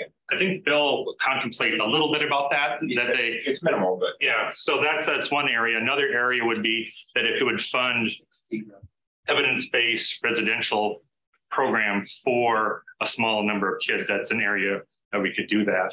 My question is, does it make sense to actually put some structure now to a plan? Mm-hmm. Have we put some structure to a plan? Okay, so now is probably the time to actually put some structure to a plan of what we would do and how we prepare. These children are coming into our system. We need to prepare and get going now. And I sense it in you, that the anxiousness that we're simply not prepared for what could come. Well, my greatest fear is that a date in the future changes and the only thing that is available is detention. And then, because this happened before, the state has made different things. In 1996, they opened the doors to residential programs and we couldn't keep them anymore. So they go to one place that's open 24 hours a day, and that's detention, and it's no plan. And I think it was a couple of years ago, they swept the funds. And then now last year they had to fight to transfer the funds back. So just to let you know, the state will find pockets of money and use it however they want to. If it's not spent, it will get swept and used for anything you can imagine. So it's important that we develop a program. I'll just say this. It was a couple of years ago, in fact, it was November 2021. We had a good-sized informational discussion, roundtable discussion. And the judges and the prosecutors and the providers kind of developed a five action items they thought need to be addressed in Senate Bill 367. We just say once again, it's really important we go there not criticize 367 in whole, because probably 65, 80% of that bill is pretty positive. It's working good, and it's just there may be 10 or 15% of the youth that are more complicated that the bill's not really effectively helping those kids. And so I did testify last year, and that bill would have moved forward, except for the author of the bill was basically willing to let that conversation happen. But that person is no longer in the legislature. And I think Chairman Owens has a lot of interest in seeing this move forward. We had another informational roundtable discussion a few weeks ago. It was even more attended by a lot more folks, and I think we identified even some other action items that need to be addressed in this bill. I plan on testifying, but what I would say is, when I testified last year, the hearing wasn't great. We didn't have a lot of proponents. We had a lot of opponents to the bill. I was surprised by that, and this year I think the proponents are going to largely outweigh the opponents. The opponents, their point really was that we were, as a state, we were over prosecuting and over convicting our youth for stuff that wasn't that important, and they would create criminal records that would follow them for the rest of their lives, and they were trying to stop doing that, treat the kids, help them not get convictions. And I think that, again, that's a great desire, but what you have actually has to be effective. If it doesn't put a young person on the right path, then they end up in our penitentiaries, and that's exactly what's happening. We have all kinds of ways to measure crime and all kinds of ways to see where these people are going. We've essentially, this 15% of the kids are ended up in penitentiaries, and the cost to the taxpayers is even higher.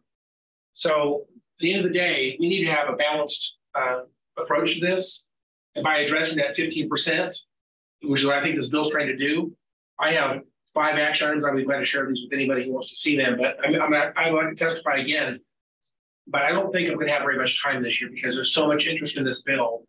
I'd be surprised if we even get 4 or 5 minutes to even talk at this point. But I do think this is very likely to move out of committee, and I think it's going to see the state will do something this year, and I'm sure they will. And there's just so much interest in this bill this year. It's really grown. And the reason this is a county issue is because without effective programming, these kids are ending up victimizing our constituents, and the pain and suffering as a consequence, and families that see their loved one taken out of the home, and foster care has been destroyed essentially, and these young people who could be helped are ending up in penitentiaries. And so it is a county issue. It is a county issue, and I think to rebalance the law is absolutely imperative. So I do plan on testifying next Monday at 1:30. I'll be there, but I think the hearing is going to be much different than we saw last year, and I think we're going to see the committee will take this up. And Chairman Owens essentially has promised he plans on working the bill. So I expect we'll see something happen this year. I'm going to talk too long, but again, I appreciate the fact that Kelly's got a greater interest in this here. Thanks for that update. Thanks for your testimony. My only question would be this: last year I testified on behalf of myself. I'm not sure if I'm testifying on behalf of the county or on behalf of myself. So I would ask the county to clarify that, because I would do it either way. I'm going to testify either way, but I don't want to speak on behalf of the county if I don't have support of my colleagues. Well, is your testimony parallel with Mark Bennett? I believe it does. Yeah. Yeah. I think that's okay with testifying on behalf of the county. Well, we can't take a vote of this, but we can kind of give our acknowledgement. Yeah. It's fine. If you don't mind, I'll share my testimony with my colleagues as a one-way communication. You guys, if you have a problem, let me know. Otherwise, I'll assume I have a support of the county, and I will testify on behalf of the county. I'll just say this, I've been talking about this now, I think, for 3 or 4 years. It's not something new for me. And the fact that we've got this right in front of us next Monday, we're actually going to see the state fix this finally. We have to be in the room. I think we have to address this. I think if we were not there, testifying would be weird. I think we need to be there and actually have good Sedgwick County support, because they know this is not a new issue for the county. Commissioner Lopez? You have something? I was just going to ask if we could see the testimony, but first that's been addressed already. So yeah, you'll be able to share that. I'll get it out to you guys tomorrow. It is on our platform. Okay. Very good. Steve, thanks for your input. Mark, thank you for your efforts too, and for the DAs of the state. So thank you. Any questions, guys, or any questions? No, we were just here to support Mark mentioned the statements as well. So we can provide examples. Thank you. If it was needed. Okay. Thank you. Very good. Thanks for being here. Thank you. Chairman, we're well now. We have one other item, but we could delay that. So whatever your calendars, you might see if the commission want to go ahead and adjust them here. Well, what is the last item?